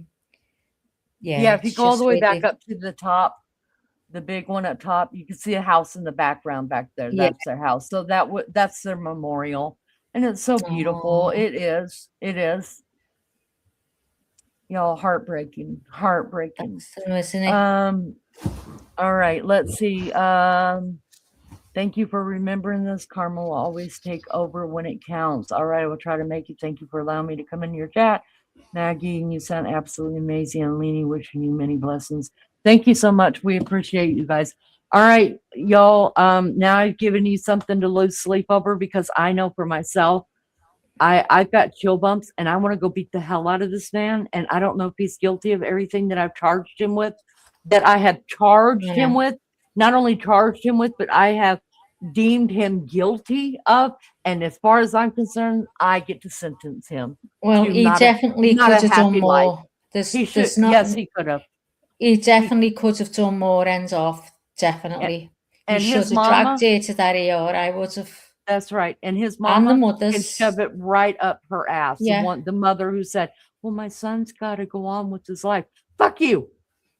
Fuck you. We got to finish up the baby's lives first. How about their lives? And then we'll move on. Oh, you guys, I'm aggravated. I gotta Let's see go if because our minds have changed anymore with this trial starting tomorrow, day one. So it Day is one. scheduled, guys. Everything's scheduled. If there's any changes, it'll change. The schedule will change. Just keep looking at the times. Click your bell. Make sure just do it again, just in case, because people have been having issues being notified about the lives. yes, so just and have a quick even look. even our sweet Melly Joe found out why she was not getting her notifications, because somehow it got switched to priorities or something, whatever it says. There's three different. They're all. You can get all or just and make sure certain your ones. all is clicked, because somehow Mel's got switched just by itself. And so when she did it, she started getting her notifications again. So thank you guys so much for being here. I appreciate you so much. We will see you bright and early tomorrow morning. Bring your coffee for those of you that are in the United States. Bring your coffee. Be ready to take this on. And let's try to come with an open mind, even though mine's closed. And start afresh tomorrow.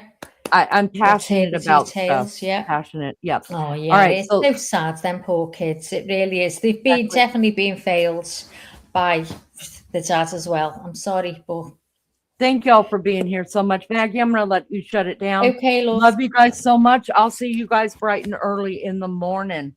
And no, Love you, I will Lee. still be in my jammies and I won't have a bra on. So you're welcome to come like well, that. we're not or on two. cam, so That's I'll be right. If we're on exactly the cam, I same. will dress up like Gisela Yeah, K. I'll be a No, I lippy won't. on, yeah. I'll wear my leggings to court. Love you guys. Thanks for being here. See you guys next time. See you in the morning. Bye, guys. Bye, Mags. Love you so much. See you later, Lee. Bye. Love you. Bye, Gail. Just check that we're all right on the schedule for tomorrow. It's already gone. Thanks everyone for coming. I just can't believe it. What I've learned tonight, I'm absolutely shocked beyond. My mouth's dry. I've got a cup of coffee waiting here, but my mouth is dry with the shock. I really can't believe how much that girl cried for help, and now, not one doctor she's seen in all of that. How awful was that?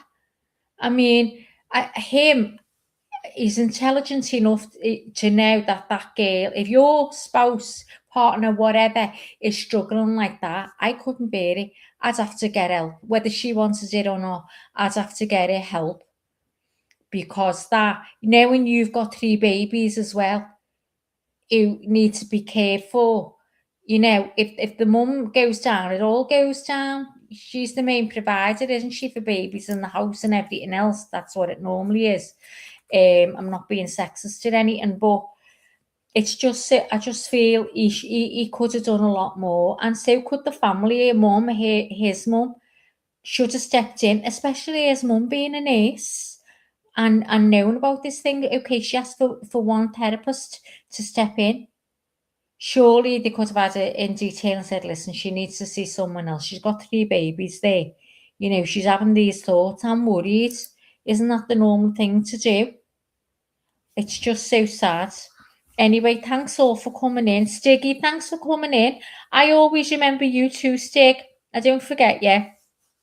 And you stay good, Stiggy. And I love you too. You take care. And you're welcome to come to the live and have a listen anytime you want. Well, you've always treated me kind, Stiggy. So it goes both ways. I don't have any problems with you at all, love. You speak to me with respect and I'll speak right back to you with respect. It's how it goes, isn't it?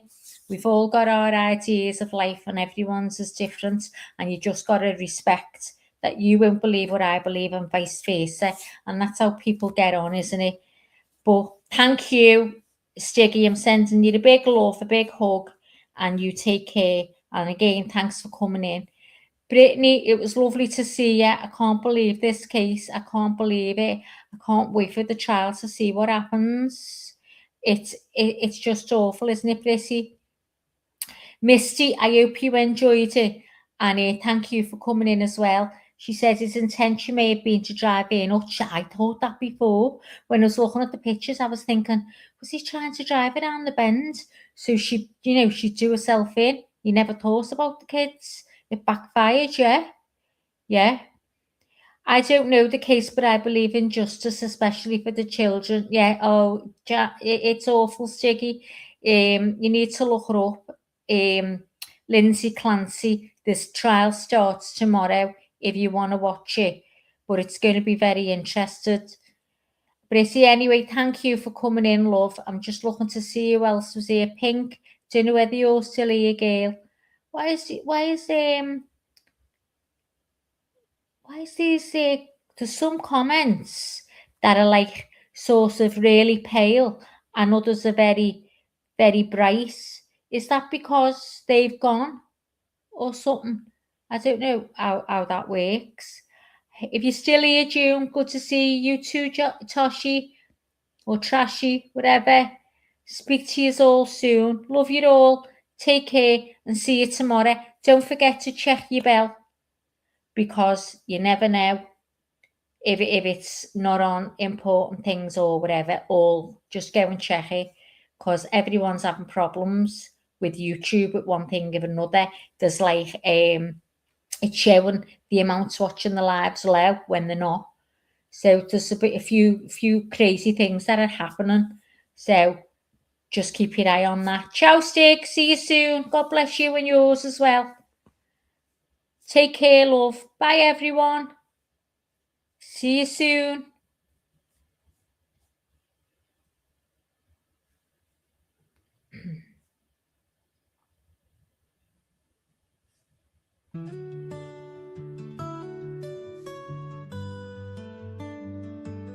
Life is hard and life is wild. It can be sad or full of smiles. And every once in a while, you need a break from the mundane. So come back to see your friend, or she'll wonder where you've been. According to Leanie, she appreciates you and all that you do. You need her, but she needs you, and that's the beauty of according to Leanie.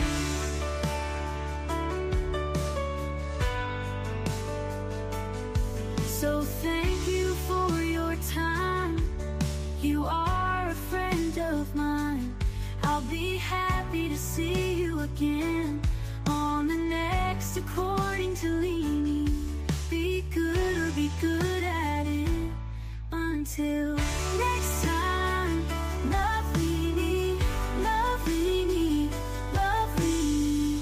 Next time, love Leanie, love Leanie. Life is hard and life is wild.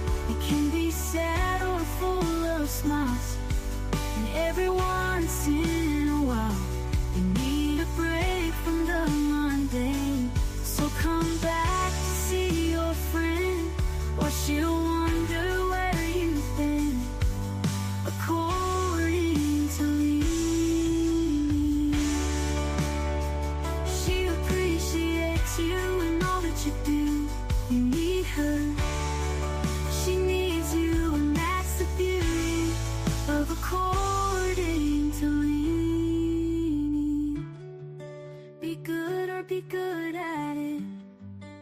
Until next time, love, Leanie. Love, Leanie. Love, Leanie.